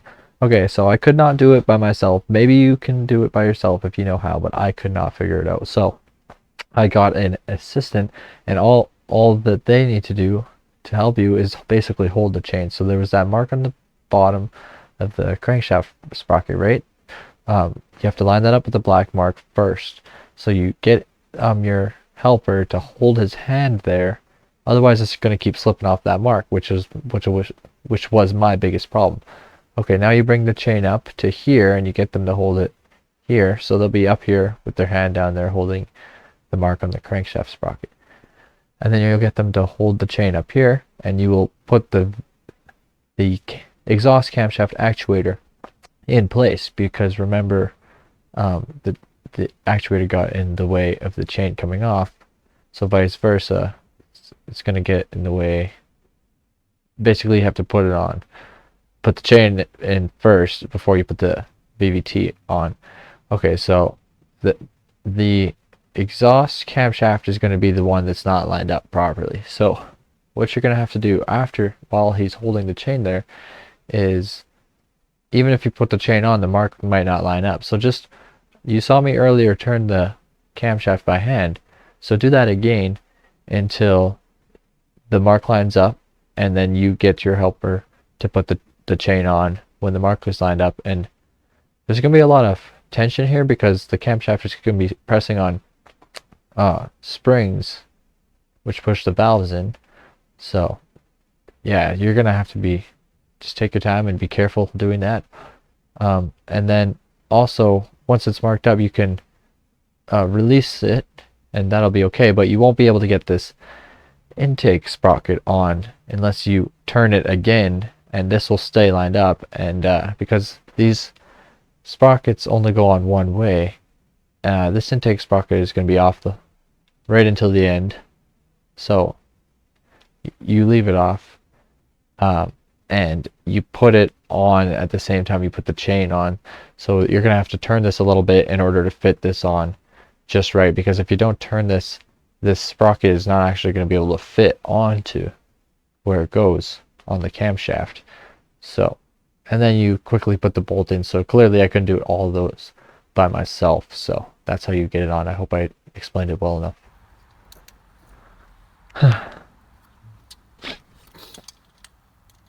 So basically you just have to keep turning the This thing here. camshaft by hand when it's lined up over here, and this sprocket is the last one you line up, and you put it on at the same time you put the chain on. Slap that bolt in, should be good. And right here you're going to watch me learn how to use this. Before, so You're going to watch me learn how to use this have to learn. for the first time. Okay, I see how I'm gonna have to do it, kinda. Because you're going to have to learn how to use one of these if you haven't used one. Okay, let's try that. Oh.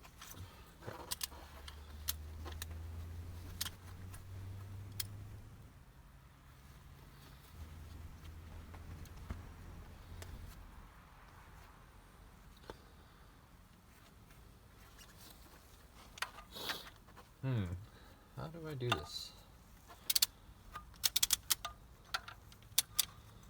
Okay, I see. Have to turn it that way. Basically, the goal is to stop that metal bar from turning when your ratchet turns, or torque wrench turns. I guess you should be using a ratchet, but because if the bar moves, then it's not going to measure anything, but if the bar stays still while it turns, it will measure how many degrees you are turning.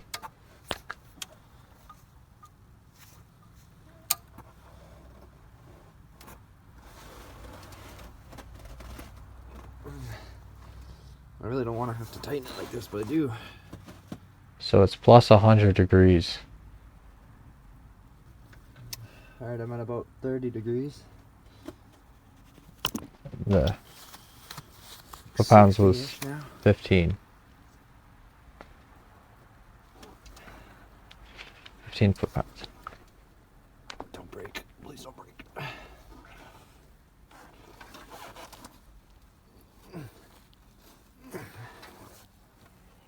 Almost there. Oh, this sucks. There.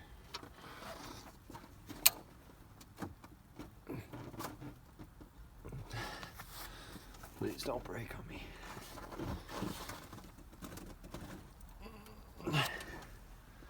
Okay, I'm just over 90 degrees, so just a bit more.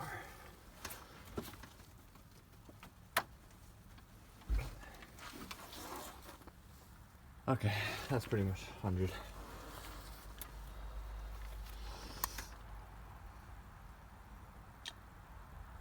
Pretty close.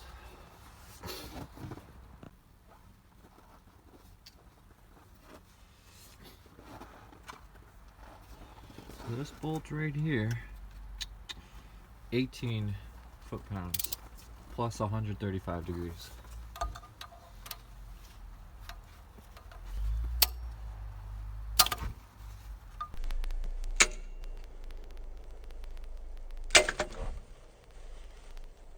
No.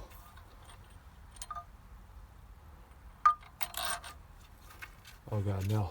And that is always why you always back it off if it clicks right away when you're trying to torque it.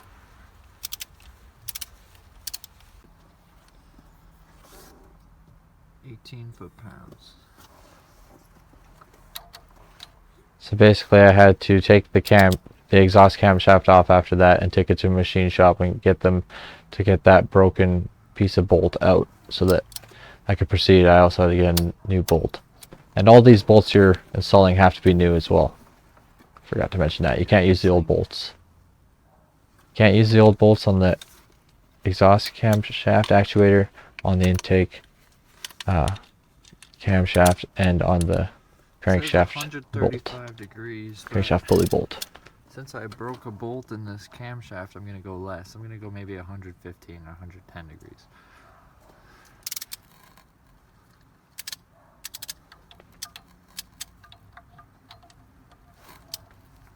So, remember, it's actually 135 degrees I have to go, but I'm going less.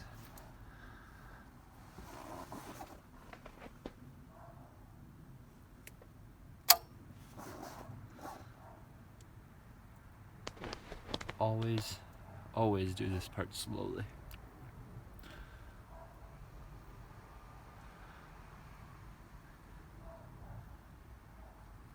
$30 degrees.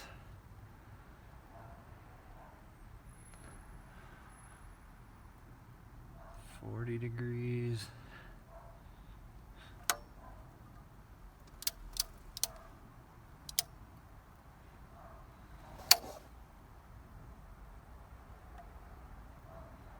This part is stressing me out. 50 degrees.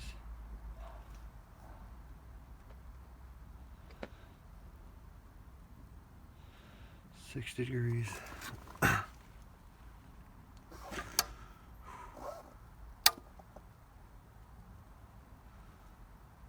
70 degrees.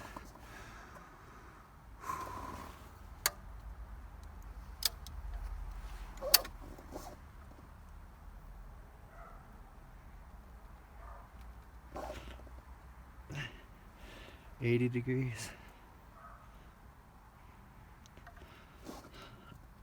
90.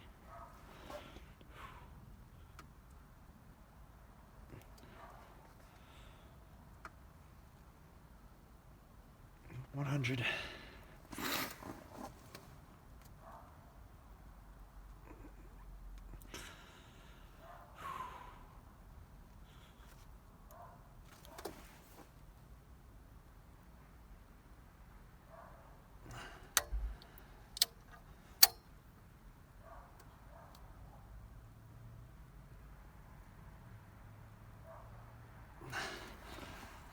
Okay, I went to about 110 and I'm not going to go further. 110 right there.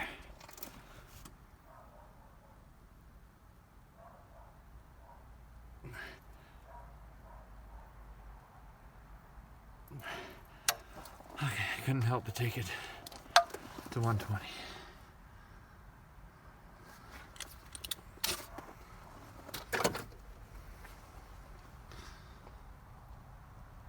But you want to go 135. The only reason I didn't is because I broke. Oh wait, I went to 130 actually. No, that's 120 fail. Okay. Yeah, but I only didn't go to 135 because I broke a bolt in this. So I don't know how durable it is. I really don't want to risk breaking it again. That is really close enough though. Now for the fun part. Everything's all lined up and good. We're going to pull the pin on this. But first, see? Good there. Good there.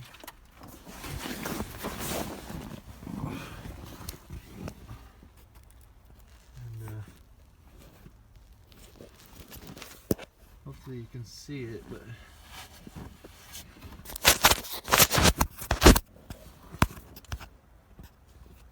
good there too. Now,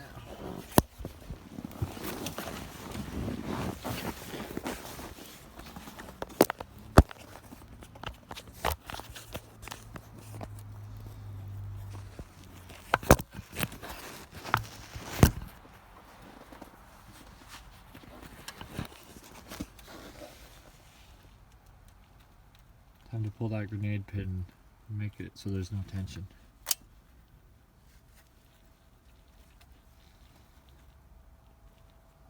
Sorry, no slack, fail. Alright, we pulled the grenade pin. Get it later. It's kind of loose on this side, but it's super. Oh no, it's kind of loose here too. Ah, I forgot to put the tensioner, the upper tensioner in. Upper guide in. Let me do that real quick, and then I'll show you what it's going to show you.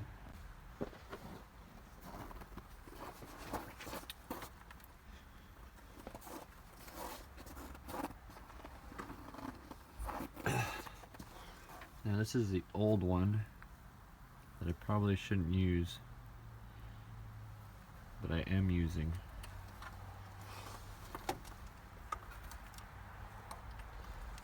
So that would be one of the things I'm doing wrong, is it's supposed to be all new parts.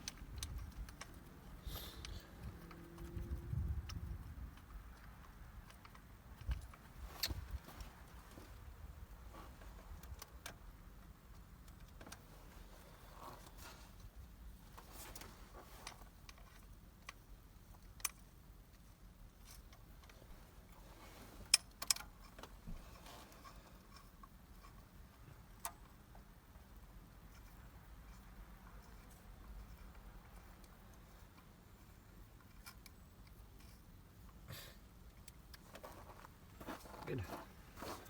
Now we will torque everything.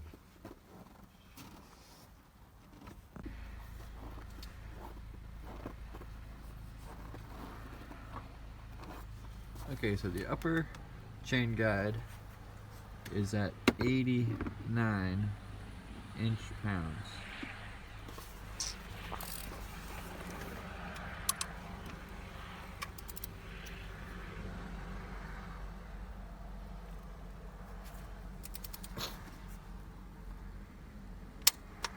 Boom.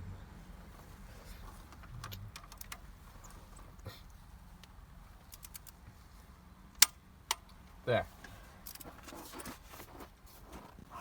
Okay, here's the part I was going to show. I'm going to put this big breaker bar on here, and I'm going to turn the engine now until it reaches top dead center again, because remember when we did it the first time before the chain was done, there was some slack occasionally it would get really slacked right there, loose, and I know I fucked up that sentence, but there'd be a lot of slack right there every now and again. So we're gonna see if it still does that now that everything's good.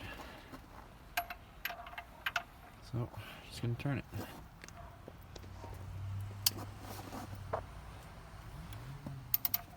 Until the back ones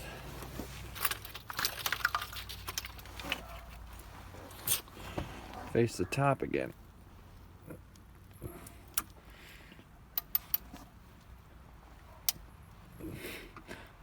It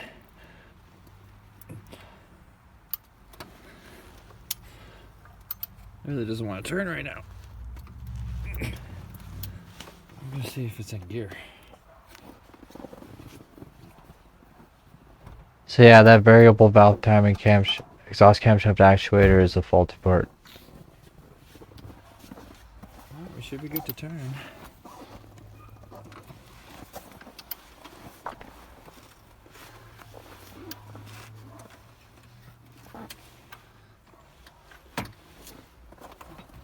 Hold on. Let me get a step.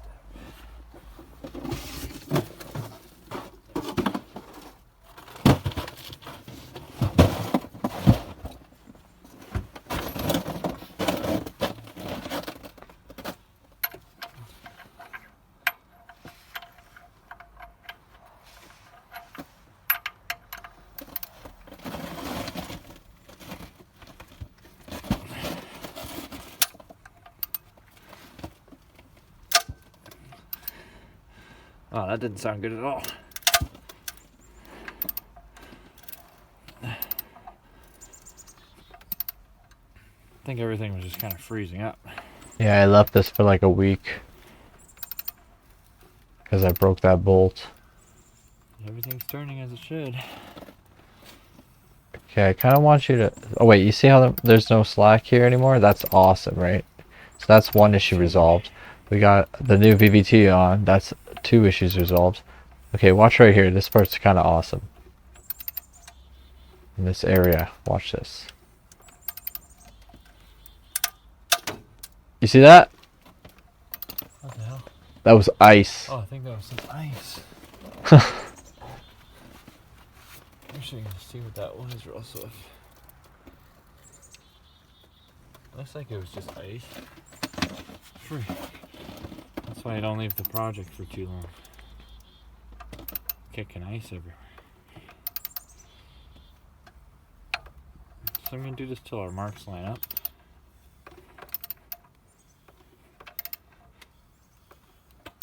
Be really careful when there's tension. As you can see, there's no slack like there used to be right there. Trying to successfully get this baby out of limp mode. You know what I'm noticing? I think you can kind of see it actuate. Breathing. Like a tiny little bit. Beautiful. I don't know if you could see that on the old one. Watch this. See? Kind of spins. Good. Spins a little more. Wait, watch it.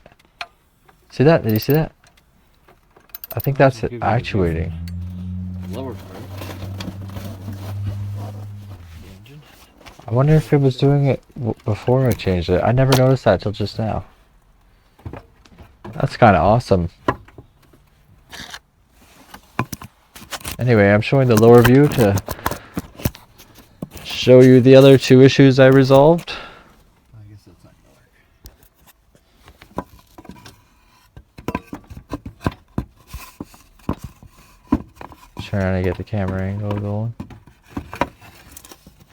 The other 2 issues would be this guide is nice and new, and well, yeah, this one too, nice, because you want to get rid of those grooves. Of course, everything should be new, but either way, this one, remember, was the one on the right was completely broken. So that's the 3rd issue that we solved, and then the tensioner. The tensioner's fine. You'll see that the tensioner. It's staying in its spot like it should.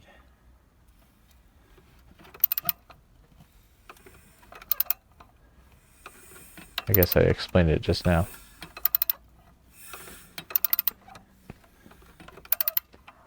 So yeah, that's a lot of issues to be resolved.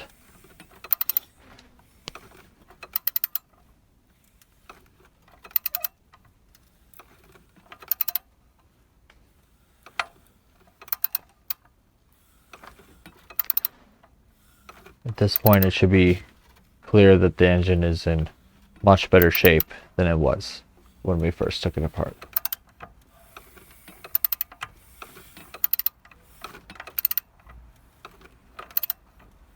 Push it back at the top again. Let's see if we can see it actuating again. Oh, wait, no, I think I speeded up. That was pretty cool, though.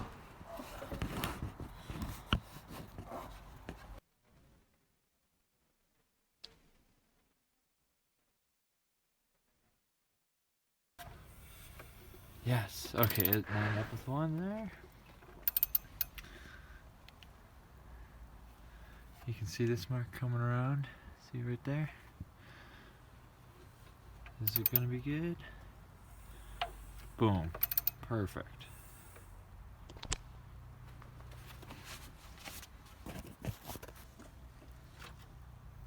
Good there. Good there. Definitely gonna.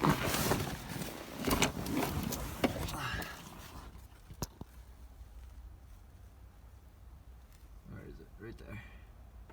See it?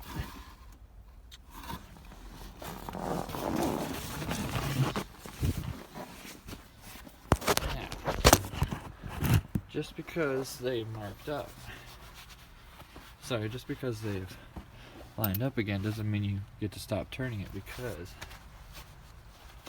at the back here, our lobes aren't at the top yet.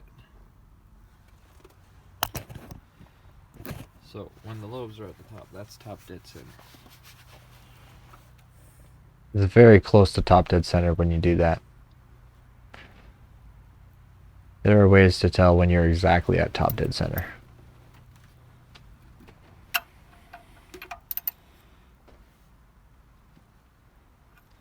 Well, it's at the top. It doesn't seem like they're lined up at the back, but this piece still fits on.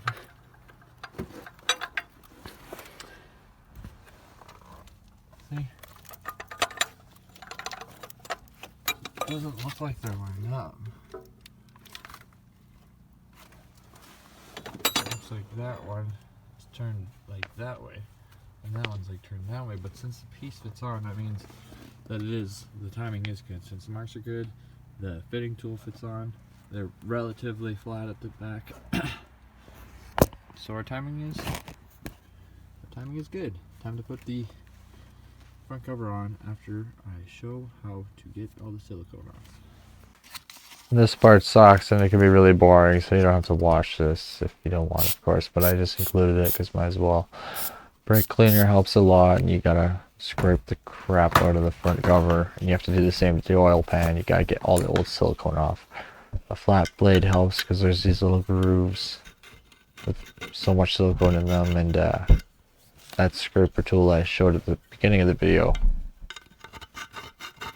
is also what I use to clean up all this dirty silicone. So flat blades can be useful for this part. It's a flat blade that you don't care about.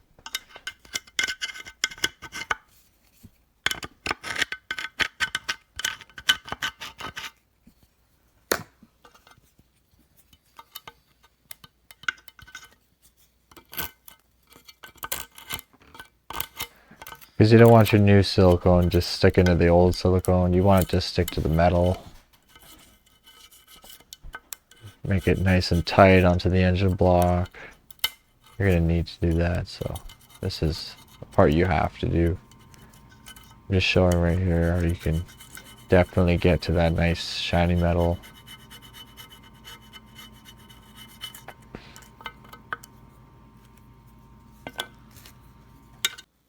Oh, and this is made of aluminum, by the way. I stuck a magnet to it and it didn't stick. I don't know if I showed that part. I'm showing the clean side that I did, and then there's still the dirty side I gotta do. So much fun. It's just such a good time cleaning all this.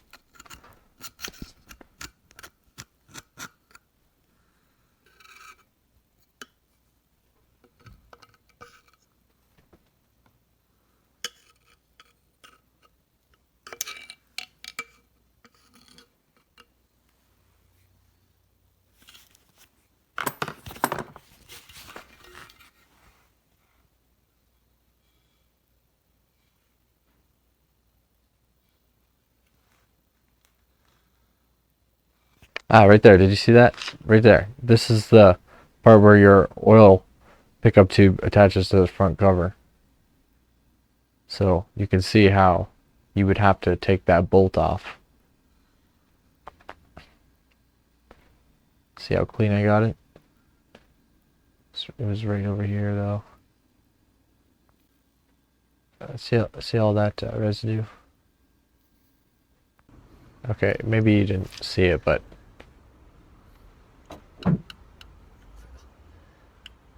see, it doesn't stick. Aluminum. If it sticks, it's a cast iron. It's cast iron. So basically, since it's aluminum, aluminum is a softer metal, softer and lighter metal. So you'll be able to scratch it and yeah, wreck it easier. So basically, bottom line, just be a little bit more careful with aluminum.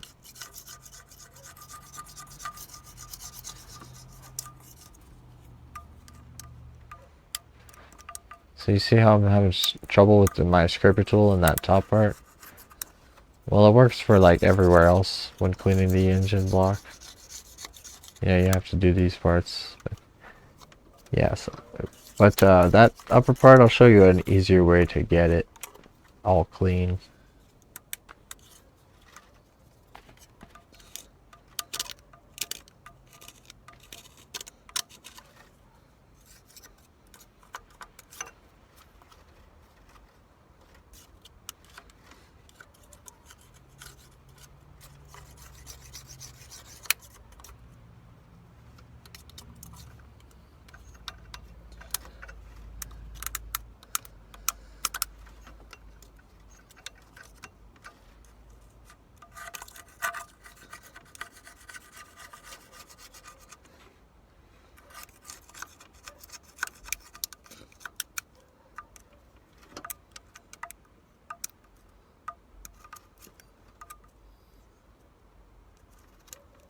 That VVT might be a discontinued part by GMC, but you can still get it other places.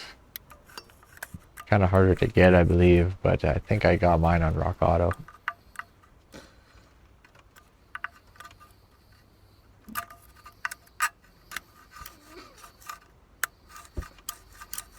See, I'm still struggling with the scraper tool. I don't realize the easier way to do it yet, but I'll show you how to do it.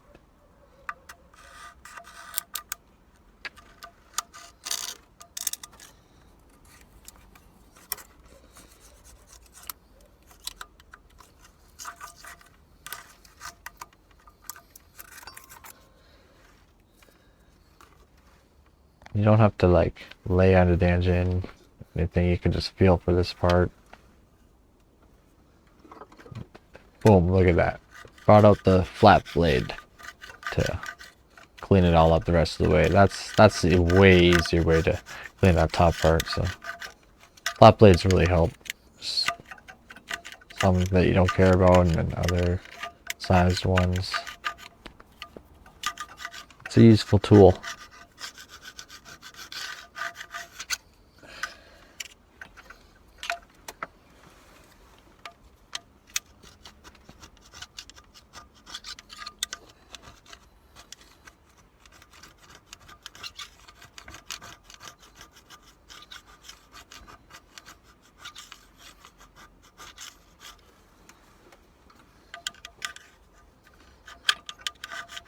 I just wanted you to see all the gunk I was getting off with that flat blade. You probably saw it all.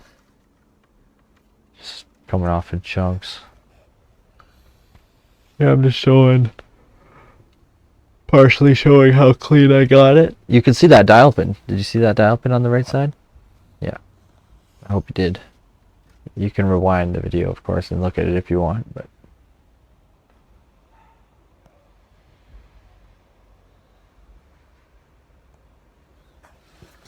and the other thing I'm recording right now is how you have to dry fit this front cover back onto this crankshaft sprocket. And those spokes on the front cover are actually your oil pump. So that's your oil pump right there. And you can turn it by hand. So just turn it until it lines up.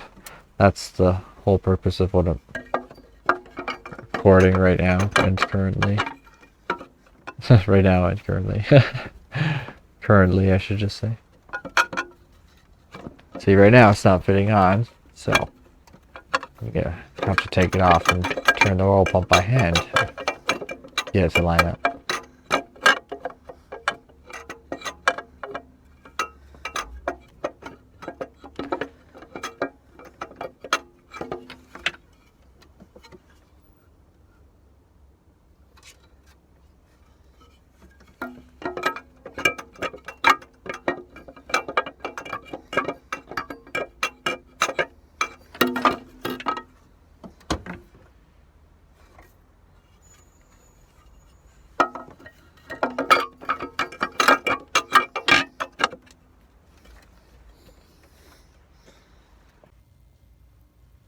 And then you want to be generous with the oil pump, because, you know, very extremely important.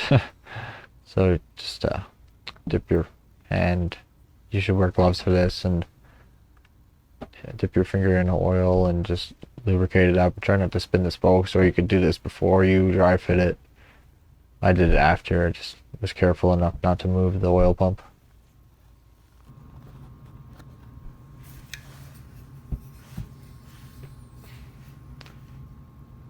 Here I'm showing me applying the silicone gasket. And you see this black part as well. This is not dried silicone. This is another gasket actually. And you don't want to scrape that off. It's really easy to scrape off. So be careful you don't do that when you're cleaning the old silicone off. There's one on the oil pan too. I think its purpose is to make sure you don't get any of this silicone into the engine and gunk everything up. I think that's what its purpose is, but yeah, just be careful not to accidentally take that off. And if you had seen, I screwed up poking the hole in this silicone, and I used a knife like a dummy instead of like a long nail. So now it's leaking all over the place on the side here, and yeah, I'm having a terrible time doing this and epically failing at it. So if you want to be a smart person, and just poke this with a nail and not cut up the sides so it actually works for you. But yeah, just do this for the whole for the whole way on the front cover.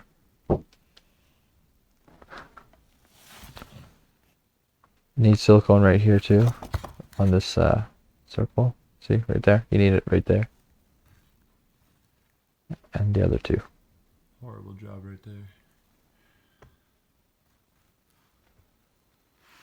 It was a really, really bad job at this. Right there, you need silicone. Unfortunately, since this is my first time doing this is the next guy's problem. Right there, there, and right there. You apply it to the engine. I added silicone. You need to do that. Yeah, wait about 10-20 minutes before you apply it to the engine. Okay. Moment of truth. So the rest of this is pretty straightforward. It's just a reverse process of taking it apart. So you don't really need the rest of this video, but I included it if you do want to watch it. I hope you're enjoying so far. There we go.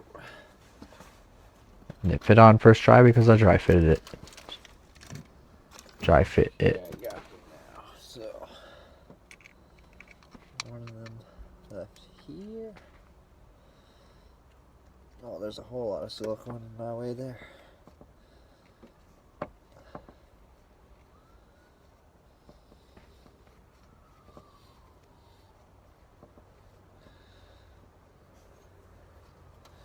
Now, since I broke a bolt, I got a new one, and they're not exactly the same length anymore, as you can see.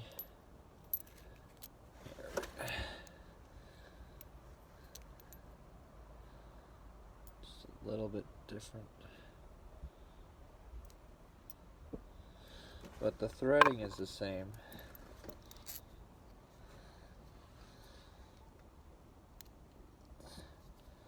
It's supposed to be a little bit longer.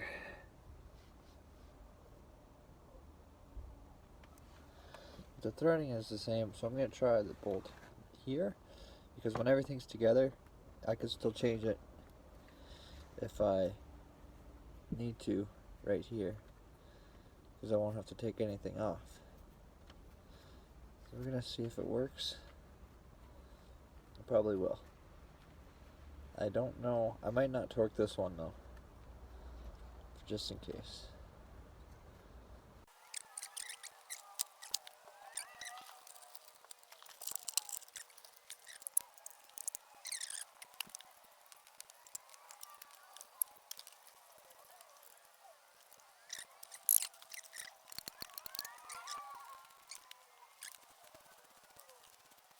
Yeah, the only thing that gets in the way of this bolt when it's all together is this drive belt tensioner, so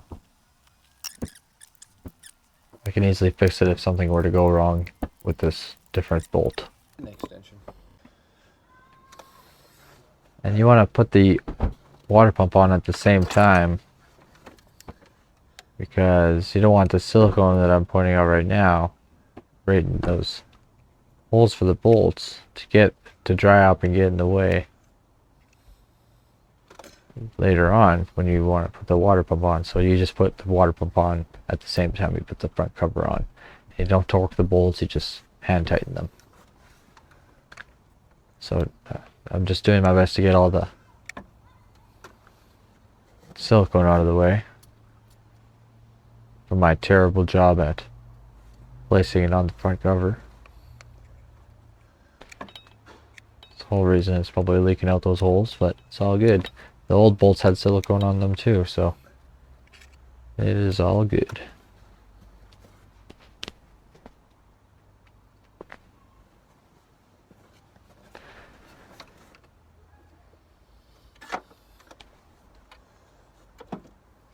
And here I got my new water pump with the brand new gasket, and the instructions say to put a little bit of a very small layer of silicone on the gasket too before you apply it to the engine block. But when I took it apart, the water pump gasket didn't really look like or seem like it did have any silicone on it, so I just let it slide and didn't bother with the silicone. But if you want to play it safe, then you can put some silicone on the gasket because the manual says to do it.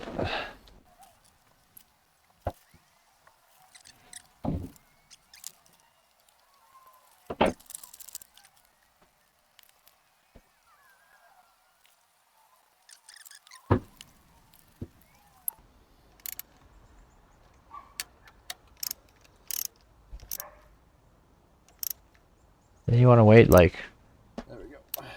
5 hours or It's a good amount of hours for this also, to dry, I broke that bolt right there. because it was the wrong threading. It was a bit bigger of a bolt, I think. And I don't really care. I think it'll be fine without it.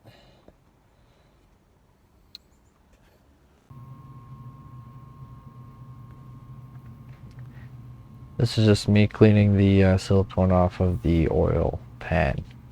On the side's not done.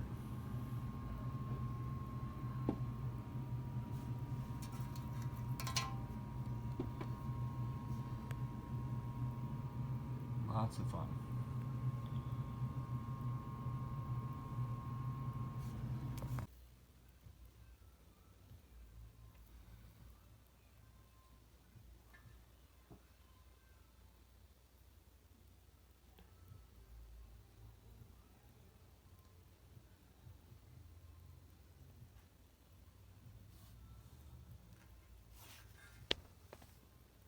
Clean. And then I also use that brake cleaner to make the bottom of the oil pan really nice and clean. I wanted to clean it as much as I could because if you think about it, when they first built the engine in the factory, do you think they put on a oil pan with a bunch of dirty old oil in the bottom of it, like when they put the engine together for the first time? No, they put on a nice brand new shiny metal oil pan. So yeah, you want to make it as clean as you can, sorry. And also, see, I'm changing the oil filter out because it makes sense, since I'm trying to make this oil the cleanest oil ever to go into this engine. Make everything run very, very smoothly. If you aren't changing the oil filter when you're doing this job, you're just crazy. I mean, if you're cleaning out the bottom of the oil pan like I did and not changing the oil filter, you're crazy, kind of thing. And these are torqued at, all of them except for this tiny bolt are torqued at 89 inch-pounds, all these front cover bolts. So yeah, you'd have to be crazy to clean the oil pan up that much and then not change the oil filter. So yeah, if you do all that, you're going to be running some really clean oil through this engine, and you'll be happy about it. You'll be happy about the way the engine performs.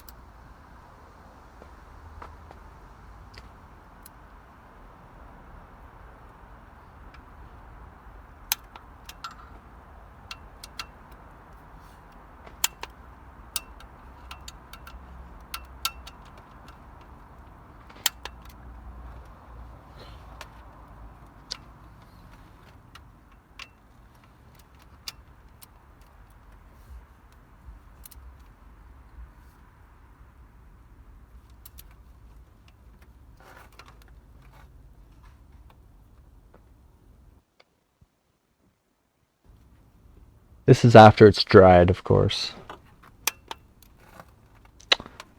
See how I avoid that middle one?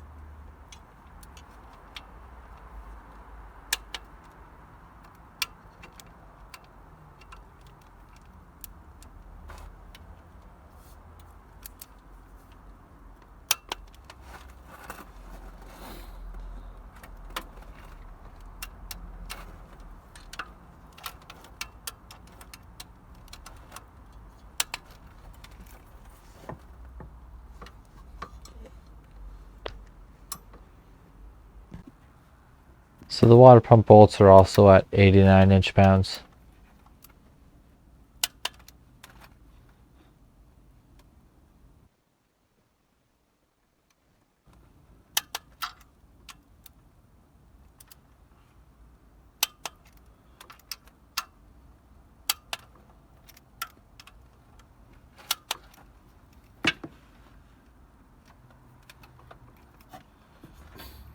And this one, I'm basically just saying, give me 1 second while I change it to 71 inch-pounds for that tiny center bolt.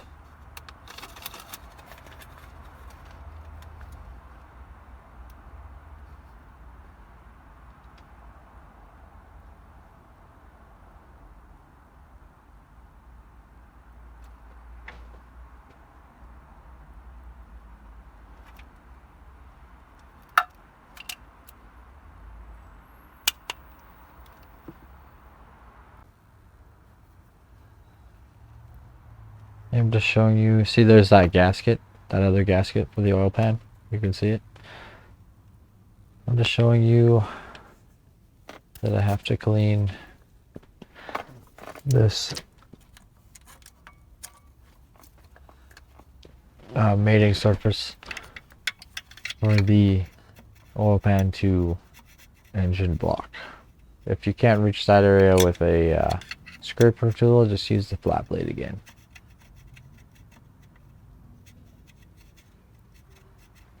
Get it nice and shiny metal.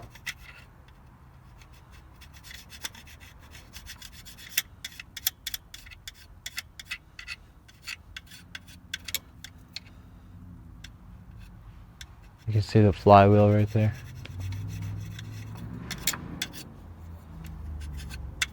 Just barely. Which is supposedly how you, yeah, see right there, the flywheel. Supposedly the other way you can stop the engine from turning while you get the crank bolt off. And here I'm just putting the oil pickup tube back in. I looked for the torque specs for it, and I honestly couldn't find them again. But at the time when I did the job, I knew them. I think they're at 89 inch-pounds for this oil pickup tube.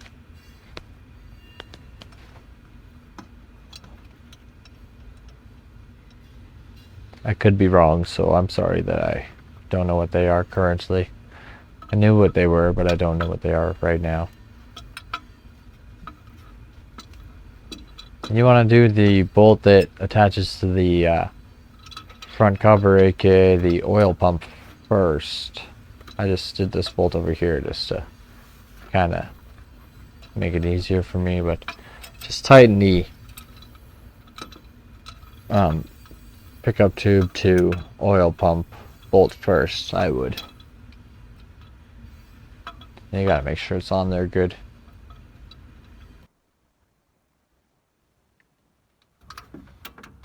Here I just edited my face out. Because, yeah, I don't know. I didn't want my face to be in the video, I guess.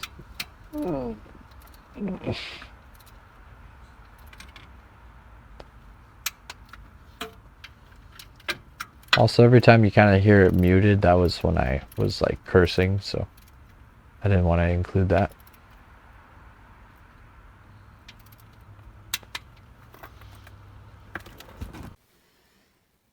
There's the gasket I made for the oil pan. I did a little bit better on this one, but yeah, I did pretty terrible because of the way I prepared the silicone tube of silicone.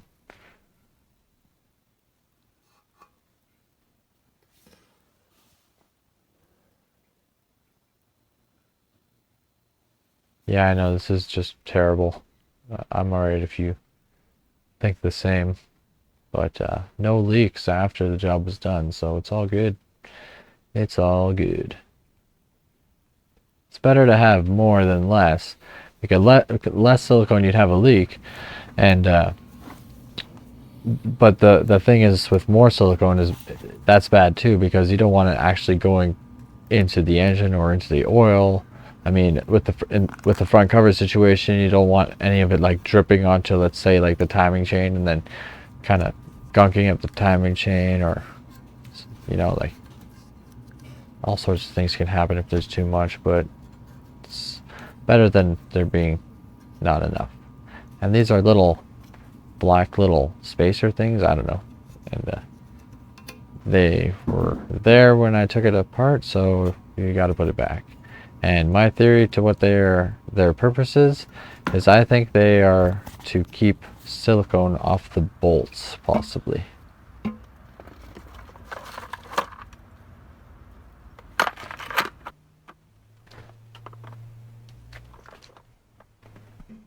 So yeah, you want to just put the oil pan on. I'm just gonna say right now the torque specs for the oil pan. The side bolts that are not 10mm bolts on the oil pan, 18 foot-pounds. And the end bolts, so the front and back bolts, 10mm, are 89 inch-pounds.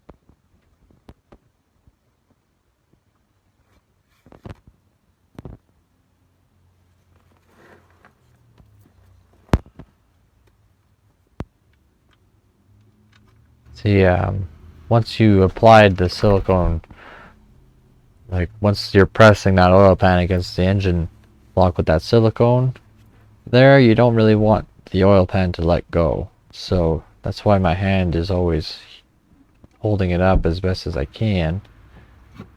But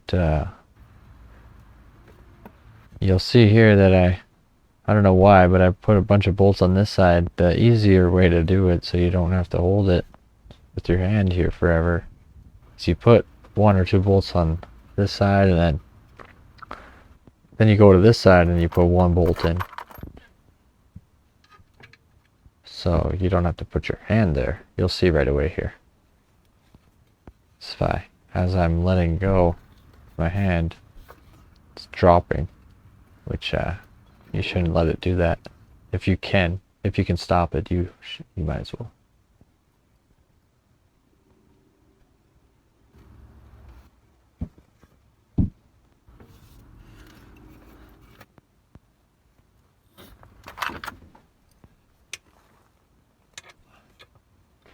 See him finally putting the bolt in on the other side.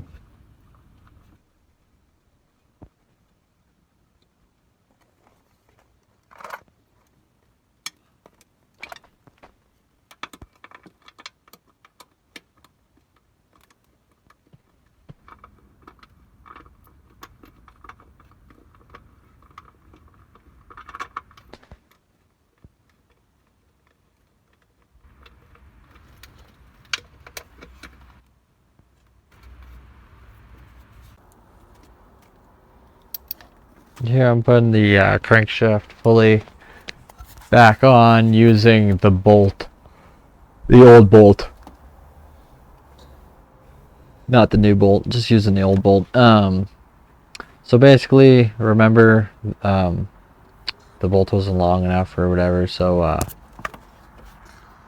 oh wait, what I'm showing right here is to stop it from turning. If the valve goes off, you can put the cam holding tool there.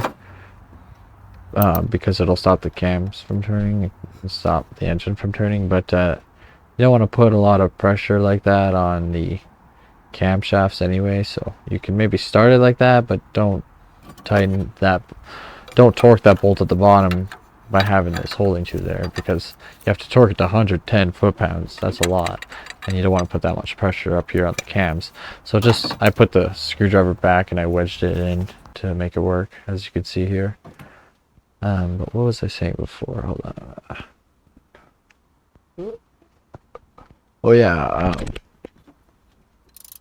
So this bolt won't really thread in right away for this crankshaft pulley. So basically, you can just hit it with a rubber hammer. I know you probably shouldn't do that, but hey, it's one way to do it. So long as you don't fully install it with a hammer, you can just hit it with a rubber hammer, because all it is a press fit. And you press, hit it enough, and eventually this crank bolt will start to thread, and that's how I got it on. And then I press fit it just with the bolt itself. You can get a crank pulley install tool, but you don't need it. You can do it this way. This is torqued at 110 foot-pounds. Boom. Actually, I guess I did use the new bolt. Sorry about that. 250 pounds, so I was never even worried. Yeah, you put it on with the new bolt. Now, don't forget this tool. Another 180 degrees. And also, this is in the manual is called a crankshaft pulley, and these are sometimes harmonic balancers. So if it was a harmonic balancer, hold on, wait. First, let me start it like this. This one has the 3 little dots on the side of it, on one spot, and if you remember where they were when you took it off, then put it on the same way. But since this is classified as a crankshaft pulley, if you don't put those marks the same as when you took it off, everything's gonna be fine, because this has nothing to do with the with balancing the engine like the harmonic balancer does. If it's a harmonic balancer, you have to line up the marks, otherwise your engine is going to shake like crazy, because it's used to cancel out those vibrations from the force going down from that explosion in the cylinder. So yeah, just so you know, it doesn't matter which way you put it on this crankshaft pulley.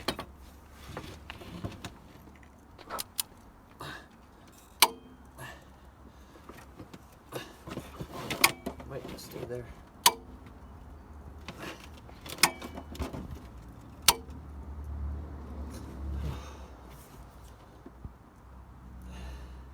I hate these parts.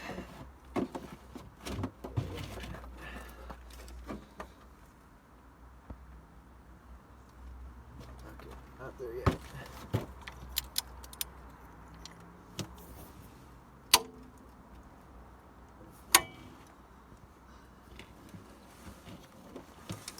It is right here.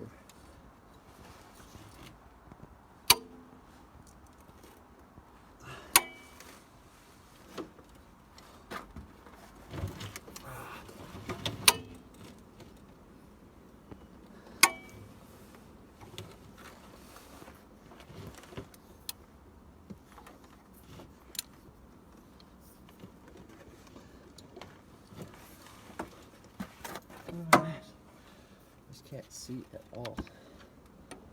90 degrees, okay.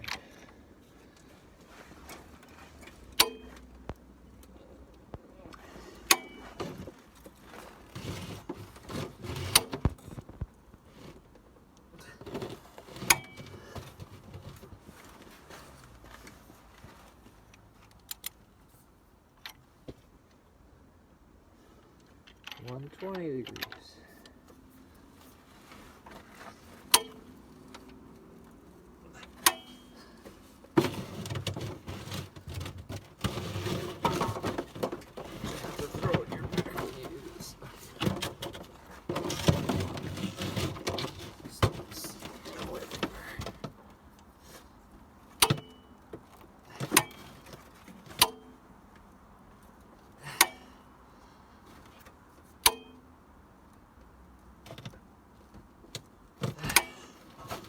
Wow, that is really difficult. Uh-oh. Okay. It's difficult because my step sucks.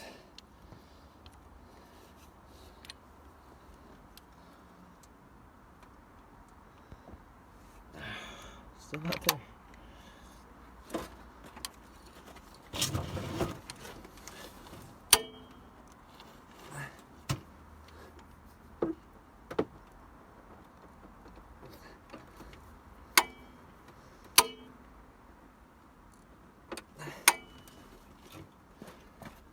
This has got to be the most difficult one. Okay, we're at about 170-ish.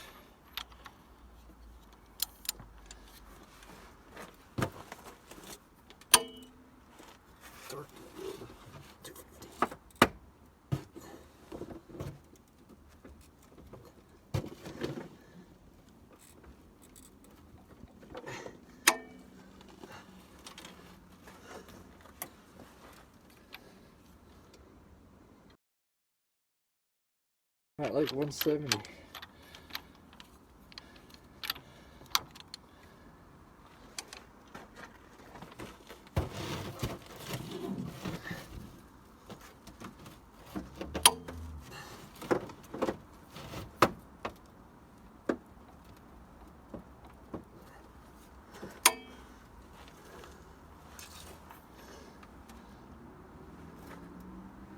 Whatever, I'm gonna say it's good there.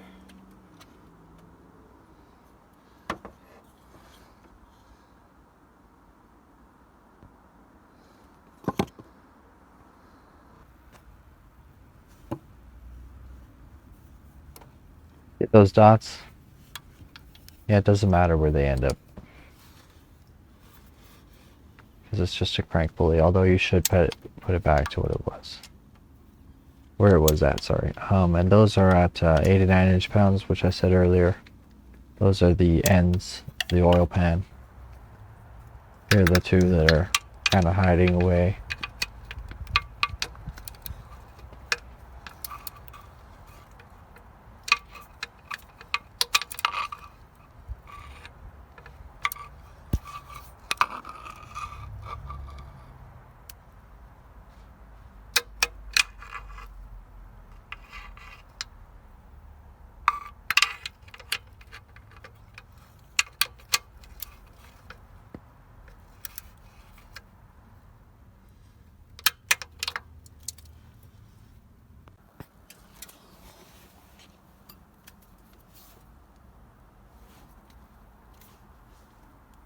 Oh, here I'm showing you that there's a sensor on the AC pump, and just take it off, and one more AC line.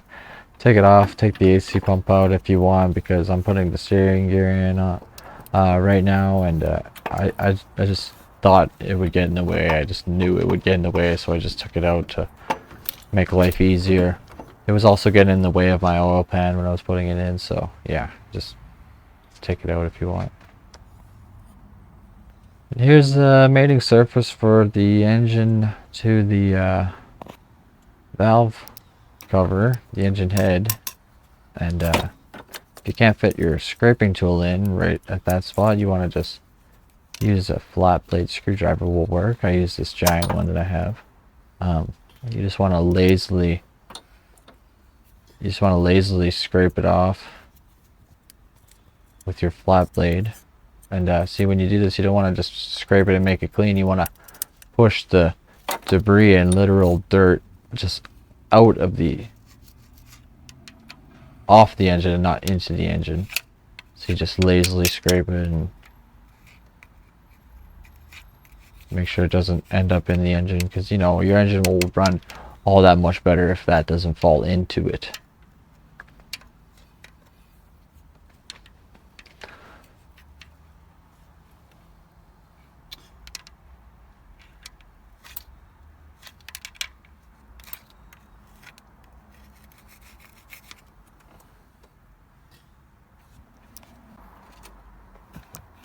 Now what I'm doing here with the valve cover is I'm just taking some oil, and I'm gonna dip my finger in it and run it along the entire gasket part.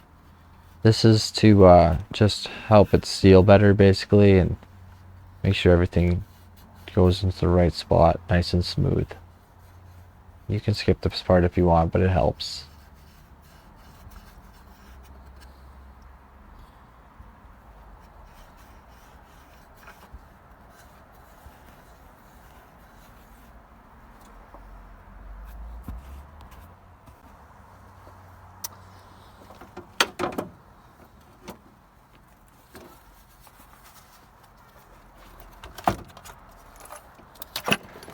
And with all those wires out of the way, boom, it takes 3 seconds to put that valve cover right back on.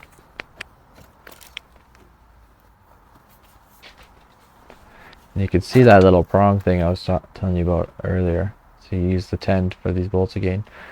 See this thing? This is for your air resonator. Definitely hook it up when you put your air resonator back. You're going to have an air leak.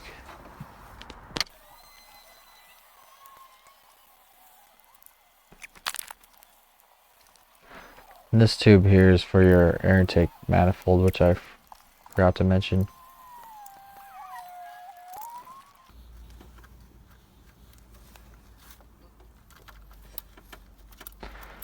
So the reason I slowed down the fast forwarding, like I didn't fast forward through this part, is because I want to show you how I tighten this up. First I started with the far top left corner of it from where I stand. I hand tightened it. And then I went and took my ratchet to the bottom right corner of it from where I stand and hand tightened it. After that, I went 1 bolt lower than the top left. Then once that was hand tightened, I went 1 bolt up from the bottom right. When you tighten it this way, you evenly distribute the pressure, which will help guarantee a proper seal of the valve cover onto the engine head.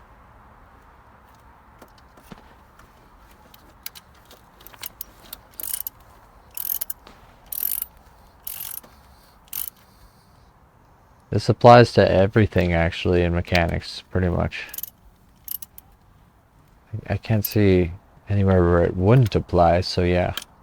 If you ever have a chance to tighten something like this, do it. Because it evenly distributes the pressure.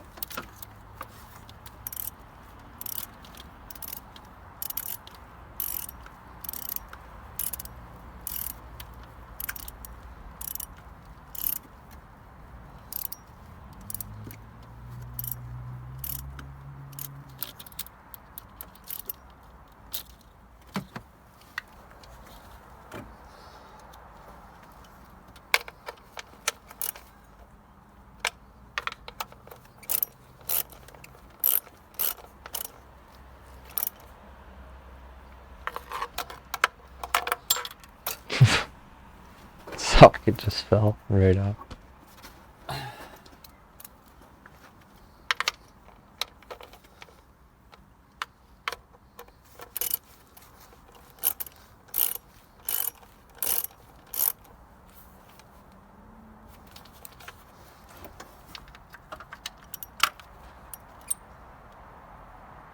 So once all those are hand tight, you want to take the torque wrench to them. You want to take the torque wrench to them at 89 inch-pounds.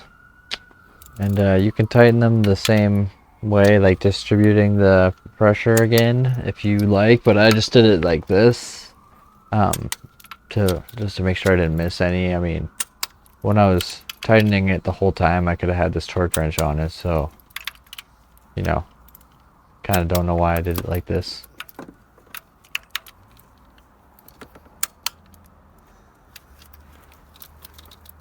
I don't know, I guess I just felt comfortable doing it like this.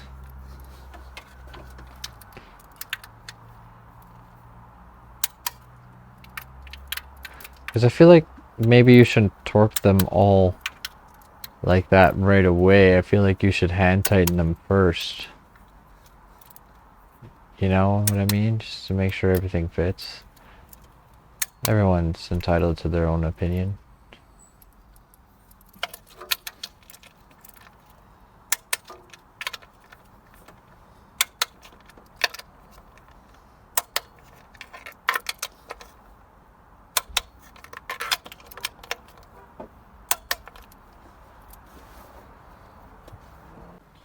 This next part is probably me putting in the ignition coils. And remember, some of them came out like, some of them only half of the ignition coil came out. And the other ones, the full, only one of them of mine, the full one came out. So if you have this, you can just press the top half of the ignition coil into the other bottom half without needing to bring out the rubber bottom half if you like, but just make sure that it doesn't let go of the engine easily. See, look, I'll try to grab it and pull it out and it sticks. You'll get a better view on it when I do cylinder 3, but yeah, if it sticks and wants to stay, then you can tighten it up. But if it doesn't, then you're gonna have an issue, and you're gonna have to get that. You're gonna have to, you know, get the ignition coil into one piece again. Otherwise, nothing's gonna work. This one wasn't working. See, it didn't want to stay.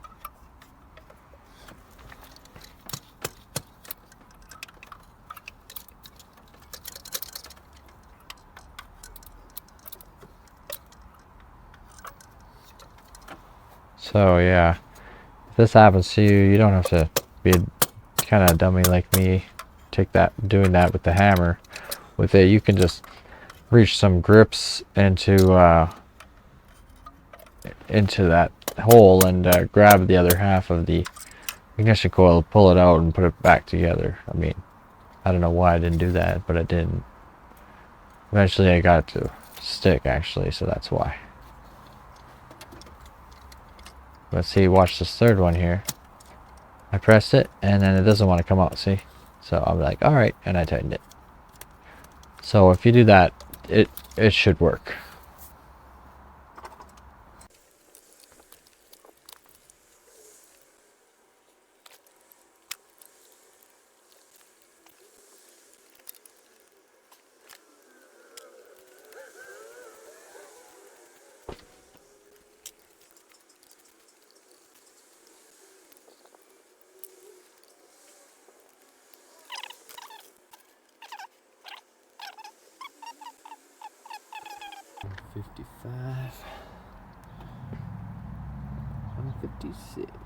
Actually, that's wrong. These are at 89 inch-pounds, not 156. So I failed right there. And you're going to see what happens since I have the wrong torque spec on these.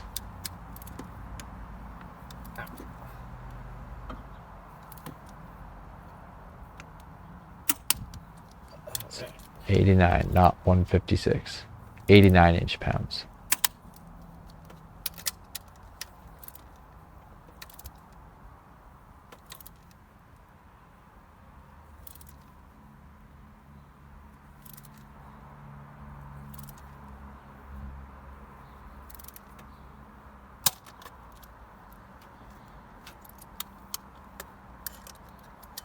That's just perfect. And that's what happens when you tighten it to the wrong torque spec. I broke that damn bolt. And I hated this ignition coil anyway, so I ended up just throwing it in the garbage and getting a new one. And extracting that bolt that I broke.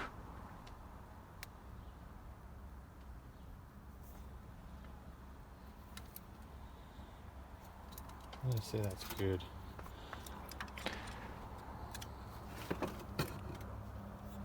But you know what? I say it's alright because it's a learning experience. This is actually the because this happened, this is the first time I've ever made an easy out work for me, and that's a photo of me extracting that bolt that broke. And I may have made mistakes on this job, but at least I cleaned up after them. So there's that.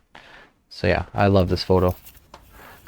Here's me putting the new oil filter on. You can do the oil, dip your finger in oil and put it on the gasket if you want. Same concept, it'll just make it fit on nicer. I believe I did when I did this.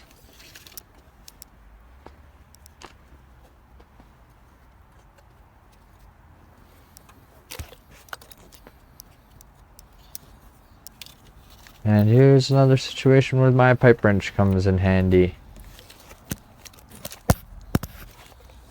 Because it works as an oil filter wrench. Except it's adjustable to any release size. So I really like it. But you could also, of course, just get an oil filter wrench.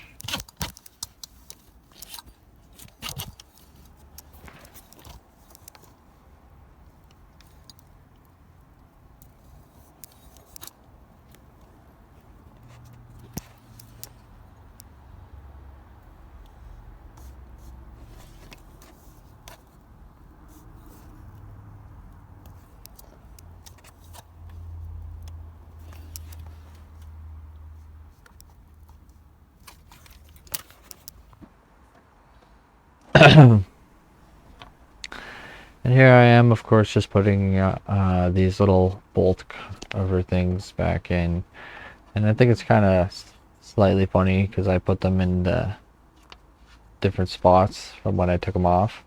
And obviously it doesn't matter, but you know what's kind of interesting is that this one's got a bunch of power steering crap on it, it looks like, and this one's nice and clean. Like, this isn't the first time I've seen this with an engine too. It's so weird. The power steering pump just likes to leak crap everywhere.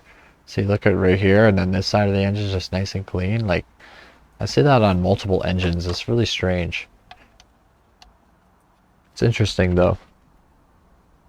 Power steering fluid always looks like that. Sorry, the power steering pump always looks like that. So weird.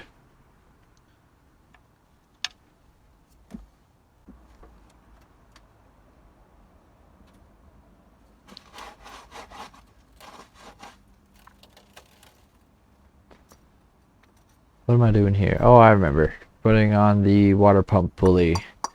I set it in the snow, so it actually built up some ice on it, so I had to scrape it off, but it's all good. Just want to go ahead and install it.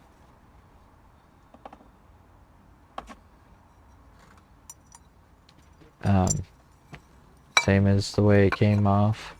You're gonna need the pipe wrench.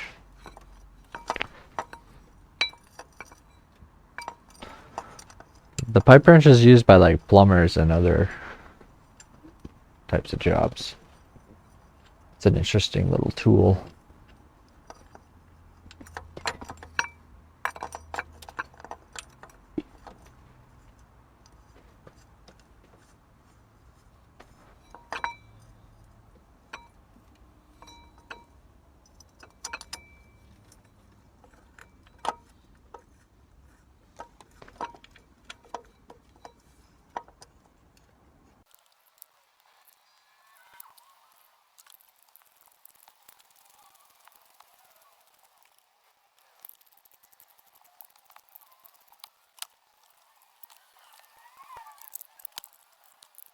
Yeah, I struggled with this for a little bit since I had the ice on it. It was kind of making the strap wrench slip, but eventually I got it, and these are torqued at 18 foot-pounds.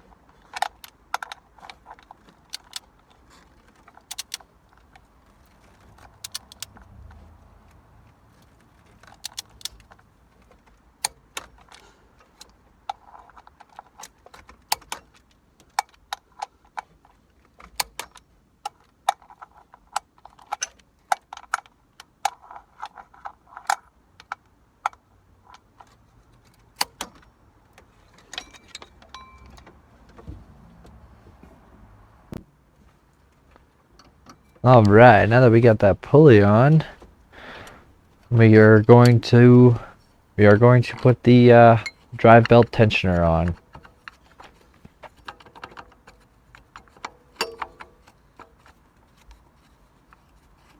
And that one is torqued at 37 foot-pounds.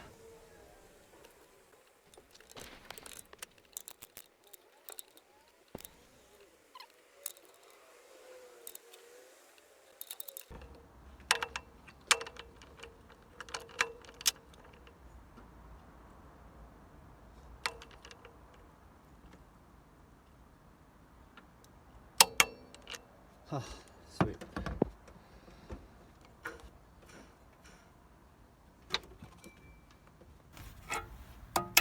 Now we're just putting the tie rods back onto the steering knuckle, and if you want to do this hands-free, you can just have this 10mm wrench, I think it's a 10, be pressed up against something. But if you press it against this guard, eventually while you're tightening this tie rod bolt, you're going to probably dent this a bit, and then you don't want that to happen, because then when you're driving, you'll just hear this rotor scraping against it really loud and annoying, and that's just not appealing. So yeah, you can get it stuck against this sway bar link if you want to do it hands-free, or you could just hold it with your hand, but I did it this way.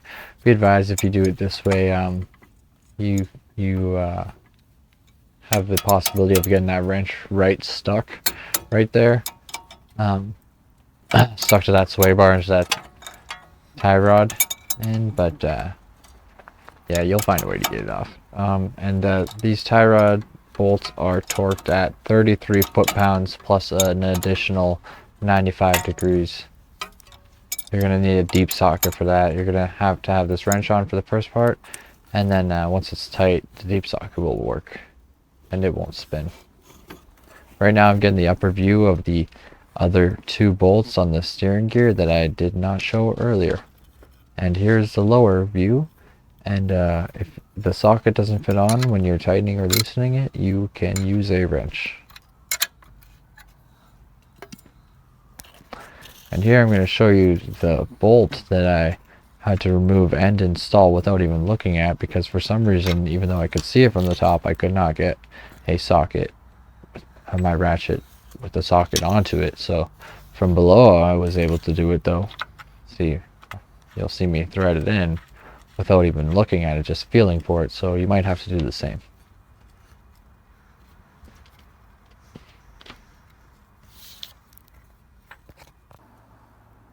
And here's the steering shaft that I did not show at all. It is being shown right here at the end. And you can probably only get away with only taking one of these bolts off to remove it from the to get the steering gear out of the engine. Sorry, out of the truck. But I just took the whole steering shaft off and made life easy for me, because it was just being a pain. So now that it's off, we got to reinstall it, of course. And you'll find that it only goes on one way.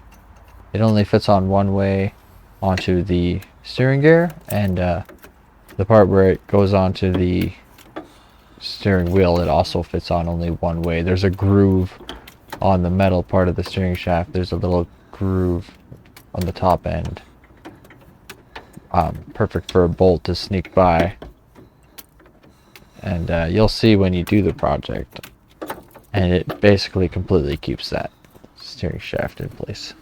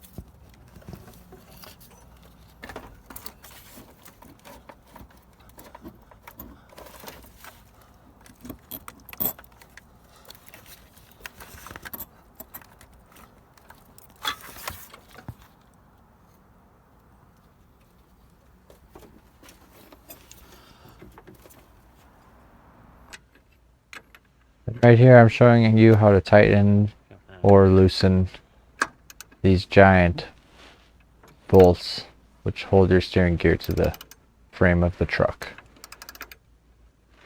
You just use a giant adjustable wrench on the bolt end of it and use the breaker bar on the the adjustable wrench on the nut part of it. Oh man, I think I called the alternator nut a bolt a long time ago. Fail. Oh man, jeez. But yeah, giant adjustable wrench on the nut part, breaker bar on the bolt part, and you can do it nice and easy. And the vertical bolt for these is at 74 foot-pounds. I did it first. I don't know, because I just felt like it was pretty important.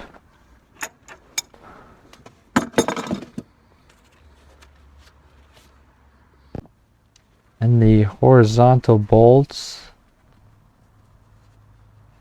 are at 96 foot-pounds. This includes those little bolts I showed you earlier. They are at 96 foot-pounds.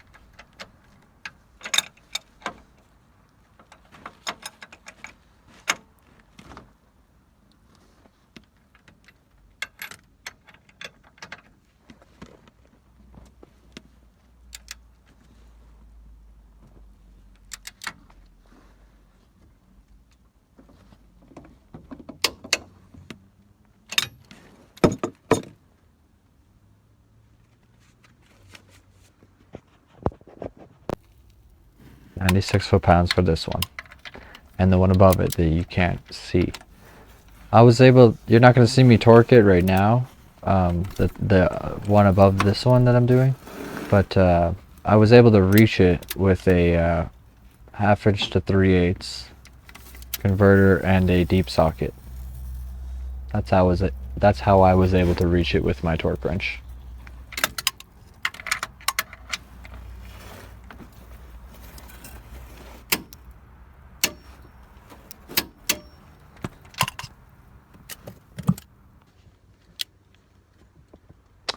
And this is me tightening the lower end of that drive shaft. Oh, sorry, I'm torquing it to 33 foot-pounds. Yes, 33. And the upper bolt for this steering shaft that I took out is at 17 foot-pounds.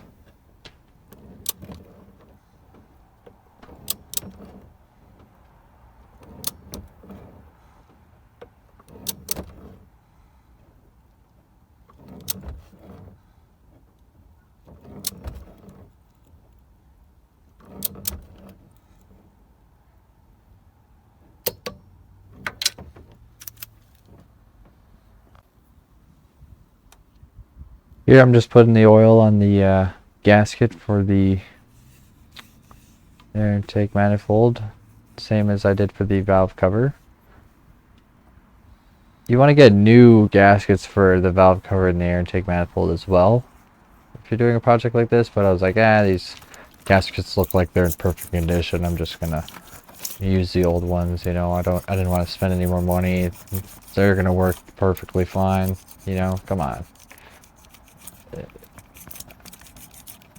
To do it absolutely 100% correct would be to get the new gaskets for the air intake manifold and the valve cover.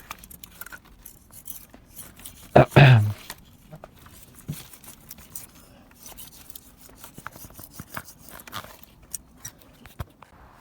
actually wanted to see how much they were, and they were really expensive. I was so surprised. And right here, what I'm doing is I'm scraping away what I believe to be carbon. Actually, I think this is carbon, and it was just outlining the inside of this air intake manifold. So if you scrape it away, every good mechanic knows that the more air going into your engine, the better it's going to perform. So I was just cleaning it out to, you know, make the engine perform better, get more airflow going on, and yeah. And what you saw before then was me scraping clean the mating surface for that gasket. The air intake manifold gasket to engine head. I was cleaning the surface of it to make it a strong seal. And this air intake manifold, the bolts are torqued at 89 inch-pounds.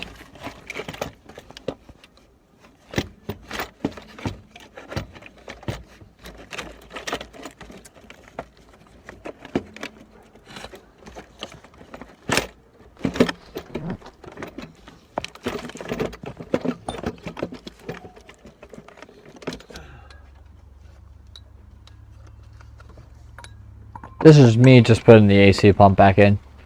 No big deal. Very simple. I'm just gonna let you watch me struggle with it though. Of course you can skip ahead. This video is almost complete. You're gonna see me start the engine in the end.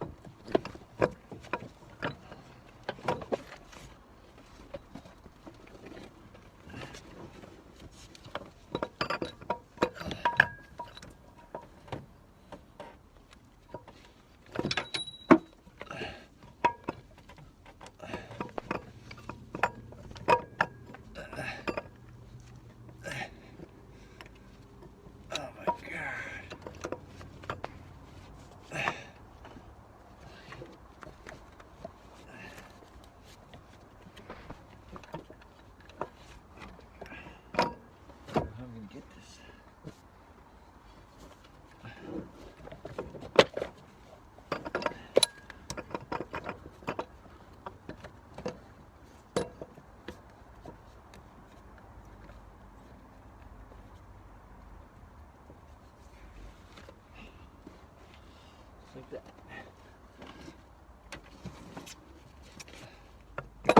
Oh.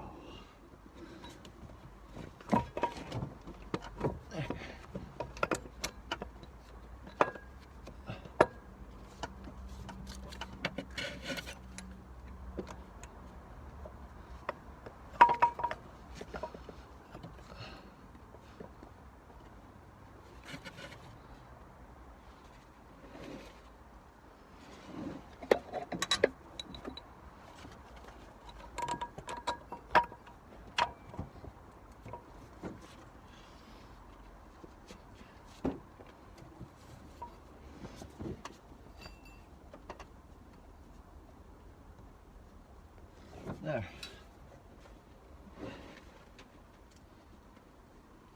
And you just tighten them up. Oh, you know what? It won't even.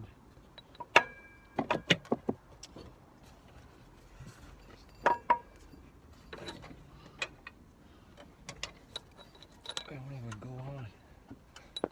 Unless the bolts are. Wait.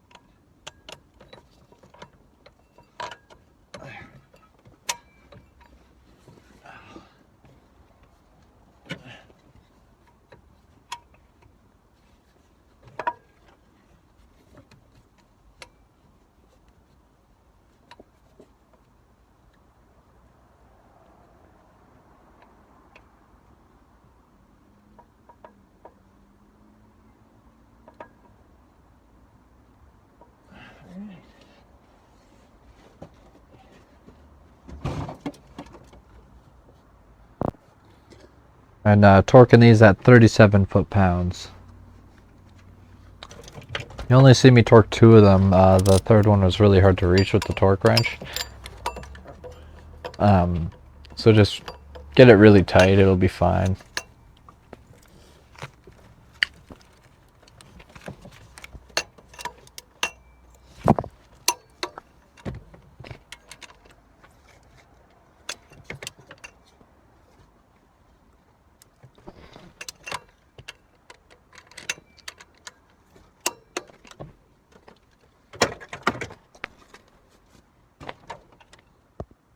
Now for me to get the alternator back in.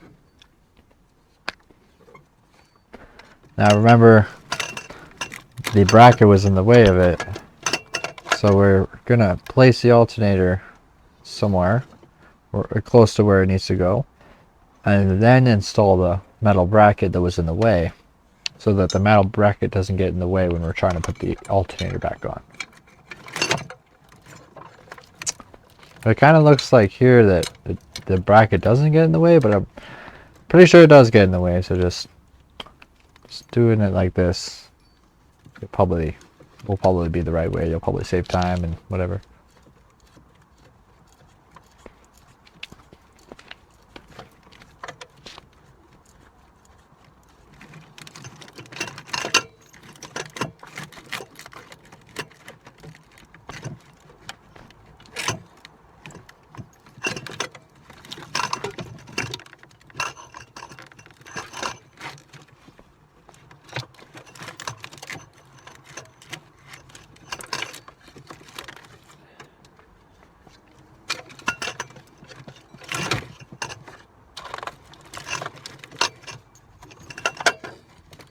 So yeah, you want to tighten up that metal bracket first with that alternator right there, and then you could torque up your alternator.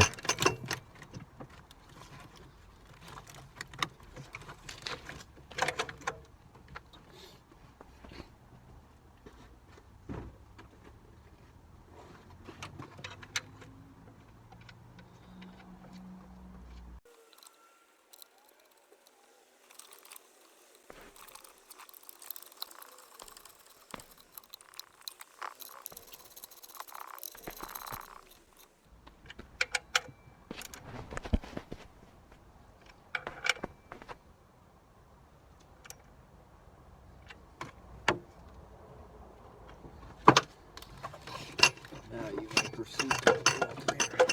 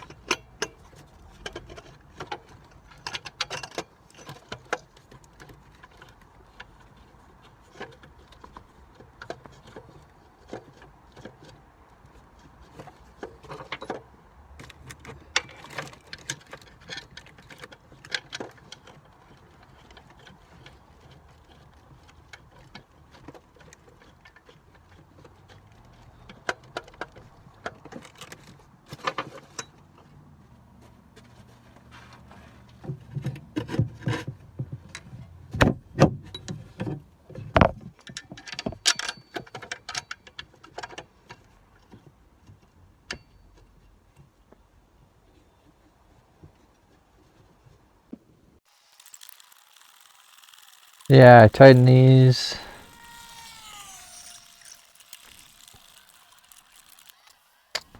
I was gonna show me torquing them, but I kind of pushed the camera out of the way when I was doing that lower bolt. So yeah, but I did manage to get on footage me torquing that one bolt in the top, and you heard me do that one, but you couldn't really see me do this one. But I did torque this one at the bottom too to 37 foot-pounds. Good. I'm just putting these transmission housing to oil pan bolts back in. Should have probably been done a long time ago, but oh well, I did it now. This is when I did it.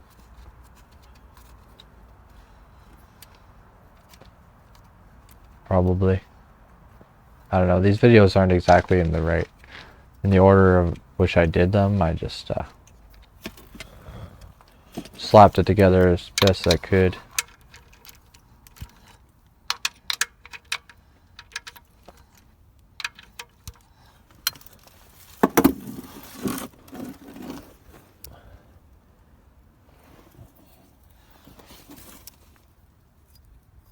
I'm just kind of showing that you can use a wrench for these those bolts or a deep socket.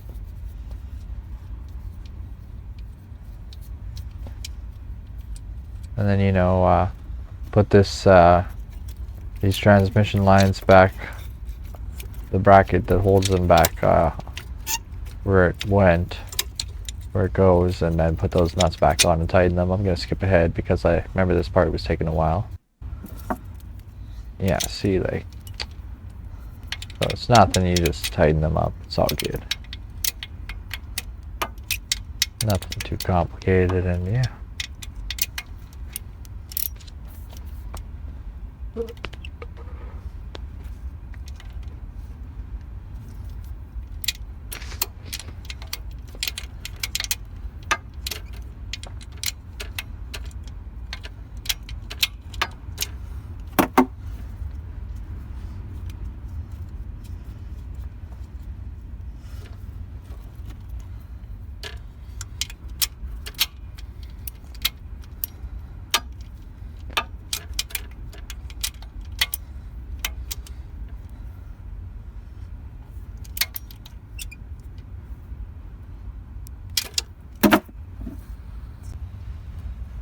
And here I go, just putting that little rubber seal back in where I took it out.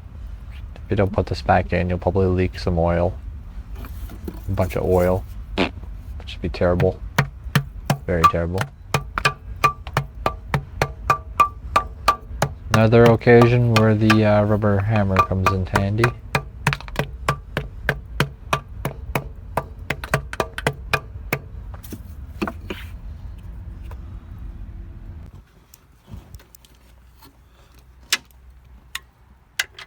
And right here I'm doing my best to show you where the differential to frame bolts are. That was one, there's two on the passenger side.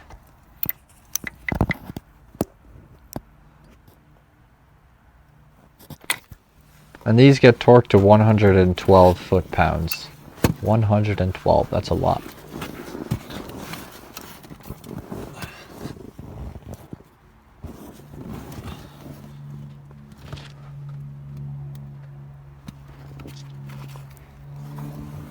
You can see them, they're right by the CV axle.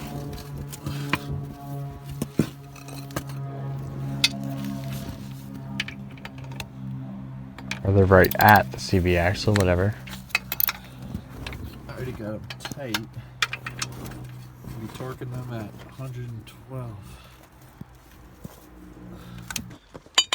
And here is me tightening the, this is what the manual calls them, the differential U-joint straps.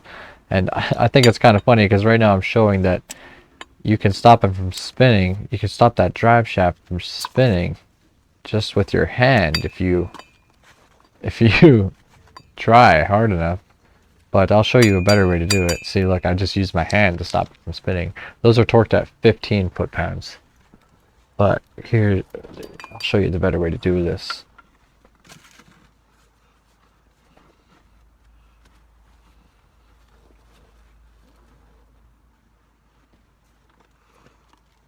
So you can use a flat blade, stick it in there, stop it from spinning.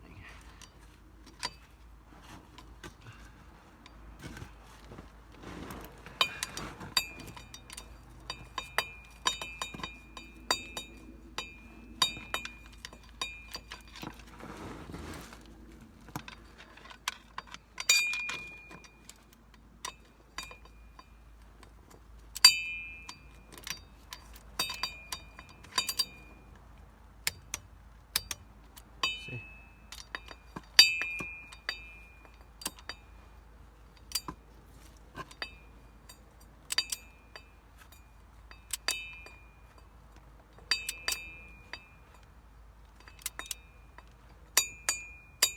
Boom.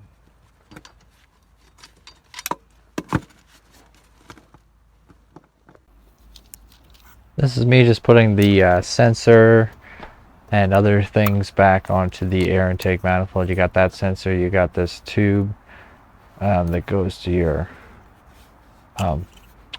valve cover.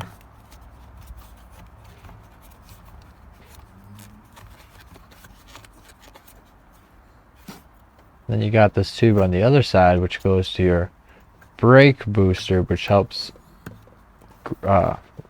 greatly in making it really easy to press the brakes by creating a vacuum.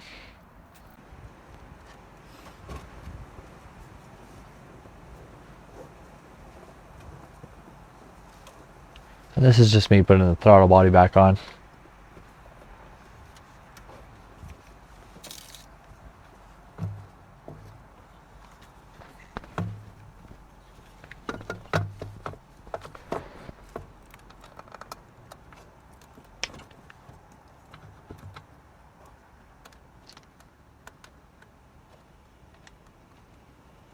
Now I think the manual said for the... Oh wait, hold on. I want to show this one part.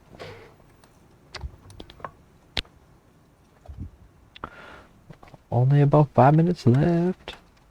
This took so long to make.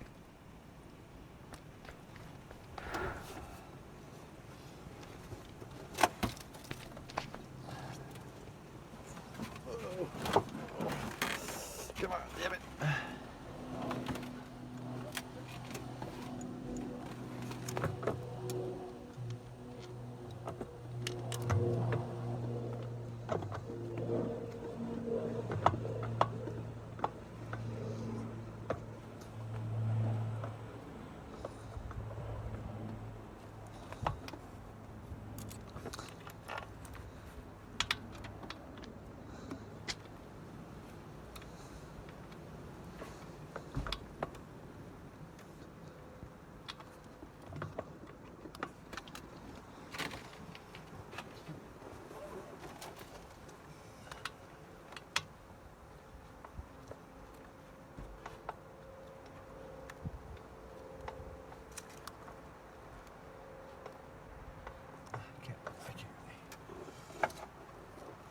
So, yeah, this little rubber got in my way, tightening and loosening these bolts. So you can just take it right off and apply it to the air resonator, actually.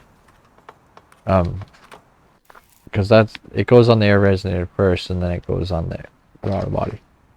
I believe the manual said 2005 and 2006 models for this throttle body are at 80 inch-pounds. I think it said 2007 and later are a different torque spec. So this 2006 model is getting them at 80 inch-pounds for these 4 throttle body bolts.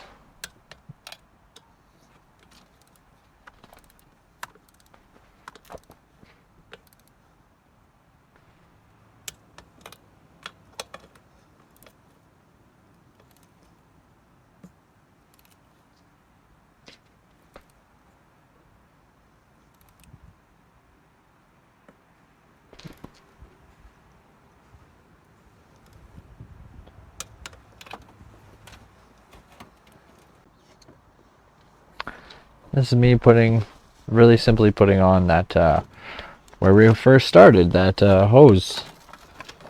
That little tube connecting the air filter to the air resonator.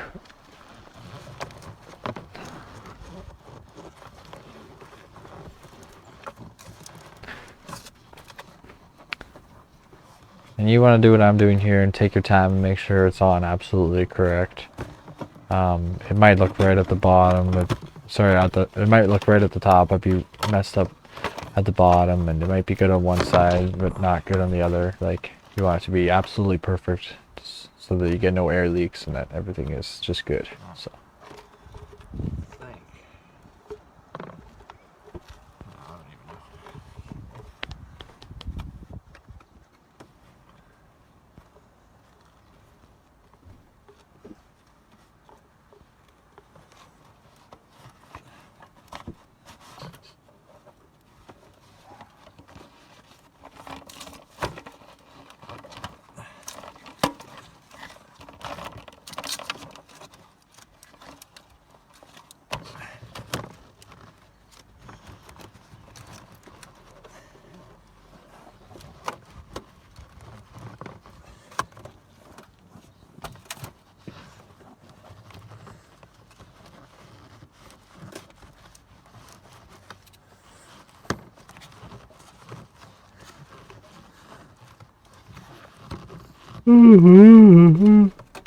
Pardon me.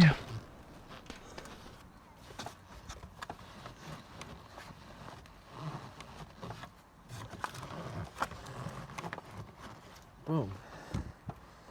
Perfecto.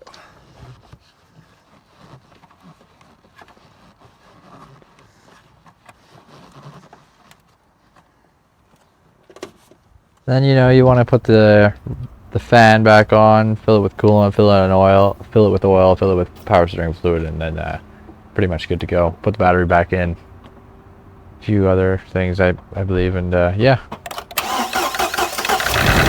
This is it running. I'm gonna rev it to the red line as well right away here, just to show you. But as you can see, it's shaking a little bit. I found out later on that cylinder 3 was not firing because I think I did break. Like, I had to have broken the cylinder 3's ignition coil when I pulled it out violently because it was like stuck in there. So I just repaired that, and then this shaking stopped, or it will stop because I haven't done it yet. If I repair that ignition coil, the shaking will stop. Now listen to this.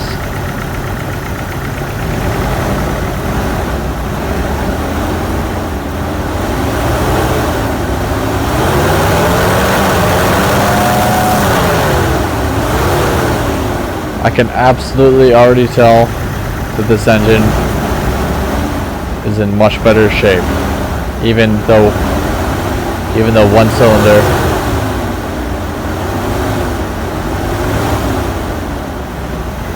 one cylinder isn't firing. And yes, I did redline it right there. It was only for a second though.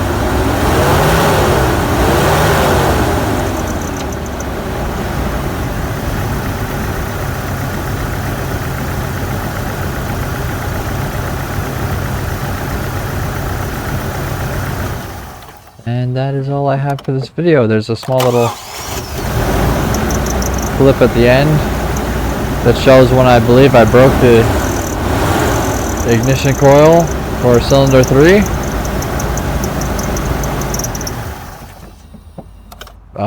But besides that one mistake, I'm gonna change it and everything will run absolutely perfectly.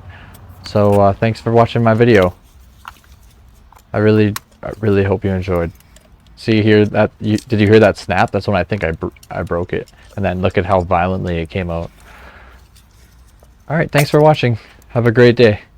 Or night, whenever you saw this. Those are pretty tight in there.